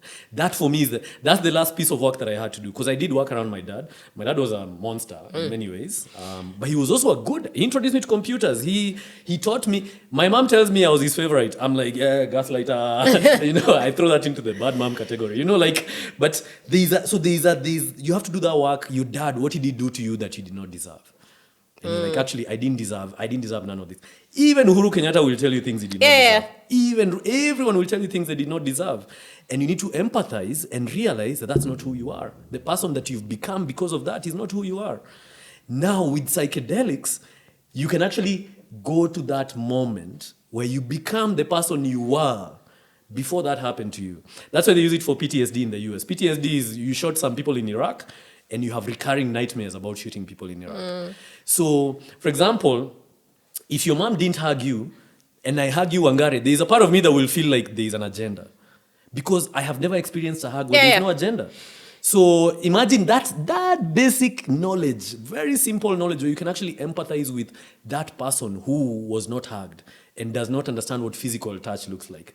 And our grandfathers were Mau Mau fighters. You think physical touch for them was that he come here, let me give you a hug. It was, let me beat the shit out of you. But that's how they were. So, and then you start to understand that, that's not a bad thing that happened to me. I need to empathize with it, but I can't keep carrying it. I can't keep being that person who I became because of that trauma. And once you start to unwind, and it's a process, for me it's taken years, and this has been deep work. And my wife is a therapist, so we've come up with the frameworks as well. We're like, what, how do we, so we understand this, and I've gone to therapy, and I've done a lot of work on myself, and I've created these spaces. But once you really start to peel that onion, I don't even know where it ends. You don't know. That's the amazing part. Evolving. You don't know, do we become God? Do we become the universe? Do we start communicating telepathically? But because that's the process of going back to nature. Yeah. Of that earthworm going back in and becoming nature and starting to get the knowledge that all these plants have, all these animals have, and starting to now make something of it and starting to now manifest life at a solar level. The sun is also part of the sun is knowledge. That's all it is. So we can be as powerful as the sun if we really, really, really start to now peel these layers, and work on ourselves. The question is, are we ever going to be given the chance to do that? I think we will. I think, as you said, it's all about creating those safe spaces. And that's, a lot of what you say, to me, when you tell me you didn't understand, these white people are oppressors, I'm always like... No, Kenyans don't understand. I'm like, but that's in our DNA. That's the problem. Because for me, my struggle comes from my grandfather started. So my grandfather on my father's side, he went to the forest. My grandfather on my mother's side started AIPCA, the Africa Independent Pens. He was the founder of that church. Oh, wow. Because when they came with Christianity, he recognized it immediately. Because guess who told those stories first? Ask. We did. We told those stories first. So when you hear someone saying a story that you believe to be true, You're like, and oh. they're saying there is a God and you've always believed God lives in the mountain, why would, and they are white and you we can pray, see the snow. And we pray to and the we mountain. Pray, Yes. hey, come on, let's have at it. Now, here is the crazy twist that most people will, for me, is almost cosmic. So he started that church because he agreed with everything they were saying, but he wanted to continue cutting girls. That's why the church was started in the first place. They don't do it today, but that's why they started it, because that, and do you know where cutting girls came from? It came from the pharaohs. It was used to control women. It was used to, I have gone out to war. Imagine you go out to war, you come back, you find your wife is running around town. So what did they do? They came back, they cut their women. Oh no. And that became, and now, guess who's the number one activist fighting FGM? You're a woman. That's what I'm saying. Sometimes we find each other because that is the fact. And do you know what's painful is having to explain to white people why we're still doing it. Do you know, sometimes I wonder, yes, we're calling out white people and saying, the system, the bullshit, blah, but do we even understand that we're still doing bullshit that if they started doing it, we would call them savages? Yeah, no, it's true. If London started cutting girls today, what would we say? Yeah. Those are savages. But here, it's a cultural practice. It's a tradition. It's a thing. You see why balance is important? It's so important. Because a lot of people who get these messages, they get here, but they're not balanced. Yeah. So they're like, if we need to cut them, we cut them.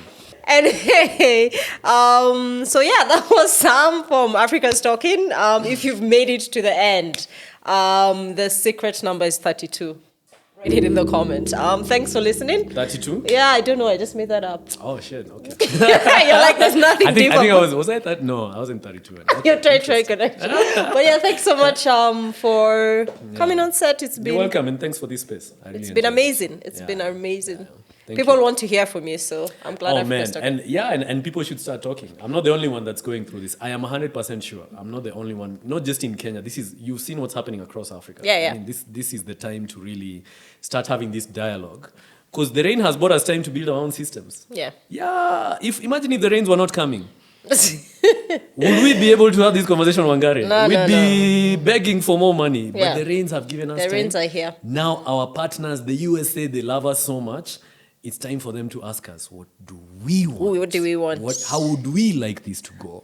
Because even they will benefit. The abundance that we have, bro.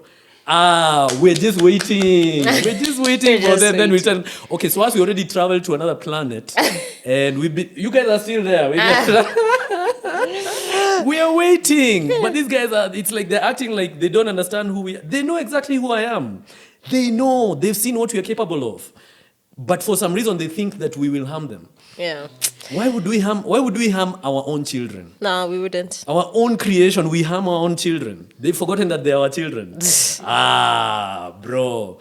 We're here, we're ready to love. For me, this is about love, peace, love, and unity. By the way, Moi was right. That's all you need. And milk sometimes during the day. Awesome. Yeah. Cool. Ciao. Thank you. Thanks, guys. Yeah.